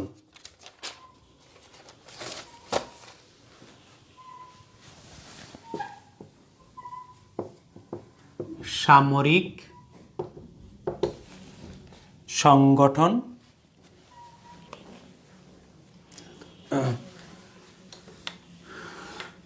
সামরিক সংগঠনগুলির মধ্যে প্রথমেই 1 নম্বরে আসে NATO, north Atlantic treaty organization. Atlantic treaty organization. এটা প্রতিষ্ঠা 4 এপ্রিল 1949। সদর দপ্তর ব্রাসেলস, বেলজিয়াম। এর সদস্য 30, আগে ছিল 29, আর সর্বশেষ এর সদস্য হয়েছে 30, এবং সর্বশেষ সদস্য মেসিডোনিয়া। মেসিডোনিয়া 2020 সালের মার্চ মাসে এর সর্বশেষ সদস্য হয়েছে। আগে ছিল 29, আর এই 20 সাল থেকে হয়েছে 30। এর যে মহাসচিব জেন্স স্টলটেনবার্গ।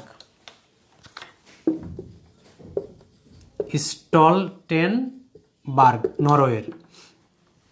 এই মহাসচিবের নামটি 2 বার বিসিএসে আসছে, যে ন্যাটোর মহাসচিবের নাম কি, জেন্স স্টলটেনবার্গ। এটা হচ্ছে ইন জেনারেল তথ্য। এখন একটু শুনবেন।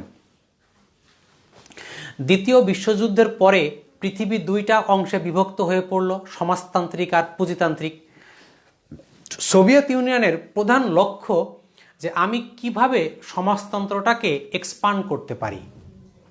তখন মার্কিন যুক্তরাষ্ট্র খুব চিন্তায় পড়ে গেল যে সোভিয়েত ইউনিয়ন যেভাবে সমাজতন্ত্র একের পর এক প্রতিষ্ঠা করে যাচ্ছে, না জানি সমগ্র ইউরোপকে গ্রাস করে ফেলে।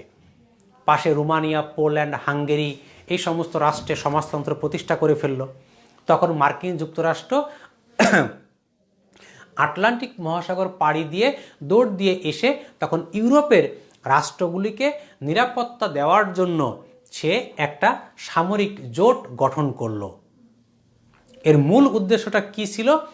ওই সময়ে মূলত সমাজতন্ত্রটাকে ঠেকানোর জন্য, যাতে সমাজতন্ত্র এই সমস্ত রাষ্ট্রে আসতে না পারে। কিন্তু মূল তারা দেখালো যে আমরা তোমাদেরকে নিরাপত্তা দিতে চাই, যদি কেউ আক্রমণ করে তাহলে আমরা সেটাকে ঐক্যবদ্ধভাবে প্রতিহত করব।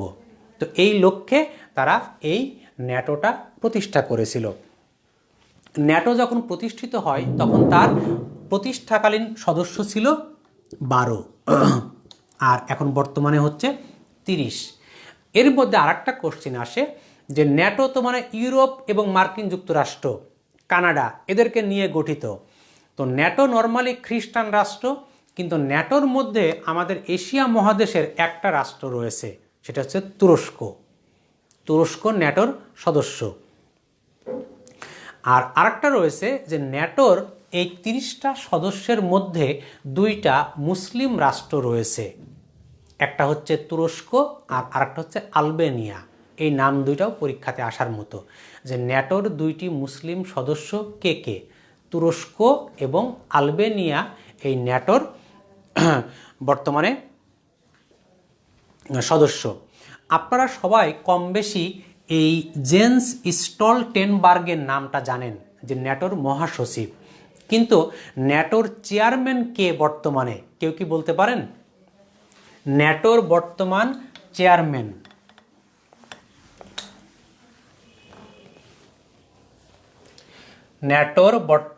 চেয়ারম্যান স্টুয়ার্ট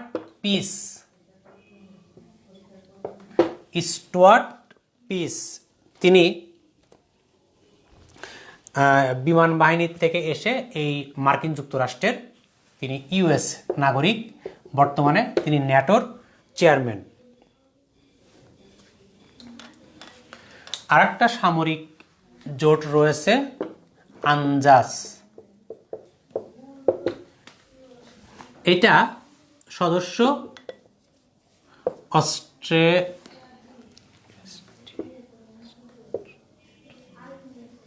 অস্ট্রেলিয়া,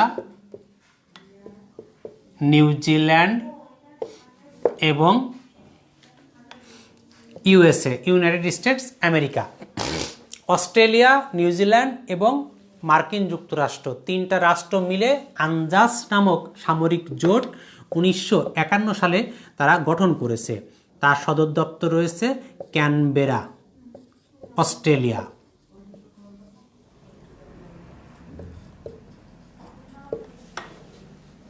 চলবে? অস্ট্রেলিয়া, ক্যানবেরা, এটা একটা শুনবেন।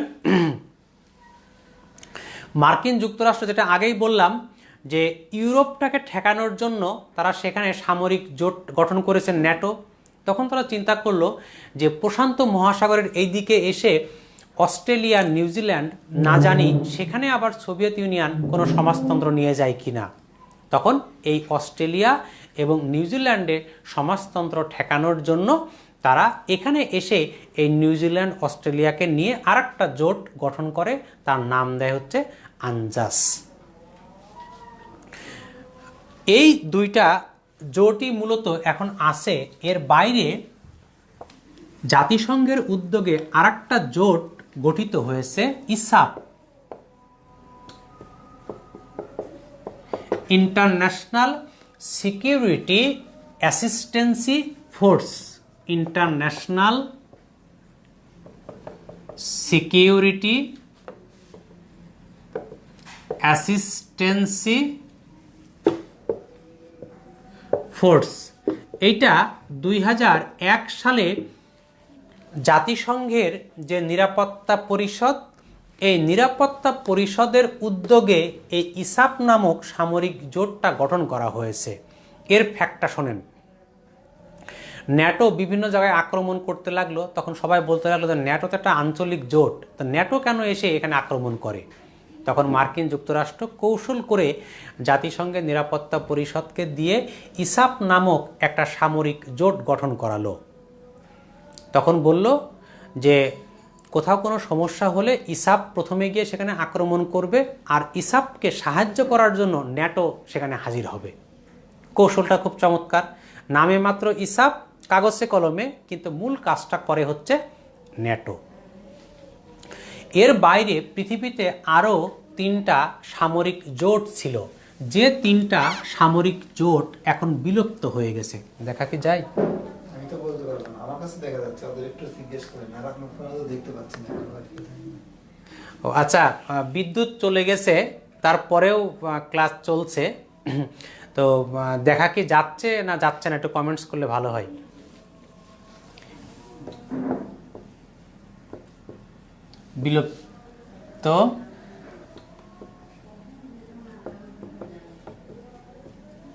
বিলুপ্ত সামরিক জোট, যেটা বিলুপ্ত হয়ে গেছে, এর মধ্যে এক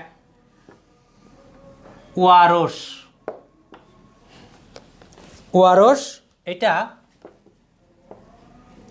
গঠন এবং দেখা যাচ্ছে, ওকে ফাইন। আচ্ছা, ওয়ারস নামক সামরিক জোটটি এটা গঠন করা হয় 1955 সালে, এটা বিলুপ্ত হয় 1991 সালে। দেখেন, ন্যাটো গঠিত হলো মার্কিন যুক্তরাষ্ট্রের তত্ত্বাবধানে। মানে মার্কিন যুক্তরাষ্ট্রের যে পুঁজিতান্ত্রিক বিশ্ব তাদেরকে নিয়ে। তখন সোভিয়েত ইউনিয়ন চিন্তা করলো যে মার্কিন যুক্তরাষ্ট্র একটা করলো, তো আমি আর চুপচাপ বসে থাকি কিভাবে।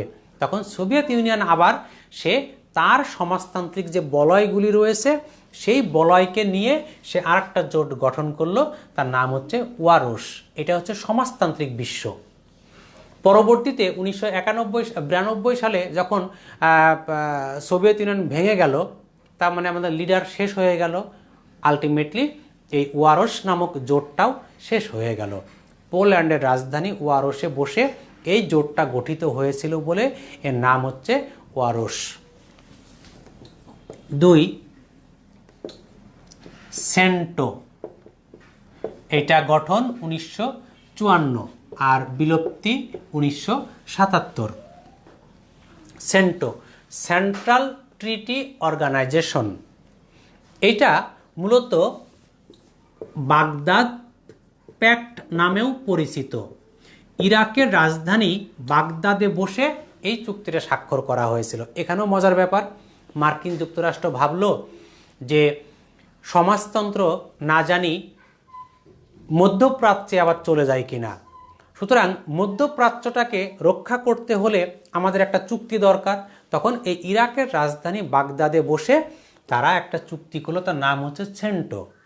1970-এর দশকে যখন সোভিয়েত ইউনিয়ন দুর্বল হয়ে গেল, তখন ভাবলো যে এই সমস্ত চুক্তির আর দরকার নেই, তখন 77 সালে এসে এটাকে বাদ দিয়ে দিল। সিয়াটো 1955 আর 1979। South east Asian treaty organization, এটার অপর নাম ছিল ম্যানিলা চুক্তি। ফিলিপাইনের রাজধানী ম্যানিলাতে বসে এই চুক্তিটা করেছিল। ওই একই ব্যাপার যে দক্ষিণ পূর্ব এশিয়াকে রাশিয়ার সমাজতন্ত্রের হাত থেকে রক্ষা করার জন্য মার্কিন যুক্তরাষ্ট্রের তত্ত্বাবধানে এই ফিলিপাইনের রাজধানী ম্যানিলাতে বসে সিয়াটো নামক চুক্তিটা স্বাক্ষর করেছিল। পরবর্তীতে দেখা গেল যে যখন সোভিয়েত ইউনিয়ন দুর্বল হয়ে গেল, তখন এই সিয়াটো নামক সামরিক জোটটিও ভেঙে দিল। তো আমাদের আজকে মোটামুটি এই পর্যন্তই। আমি যেটুকু ধরিয়ে দিলাম আপনারা এটাকে আরও বড় আকারে পড়ার চেষ্টা করবেন। আর যাদের সামনে একেবারে পরীক্ষা রয়েছে, আপনারা এটুকু পড়লে আশা করি এর মধ্যে থেকে অনেকগুলো কোশ্চেন কমন পাবেন। তো আপনারা ভালো থাকবেন, আবার দেখা হবে। আল্লাহ হাফিজ।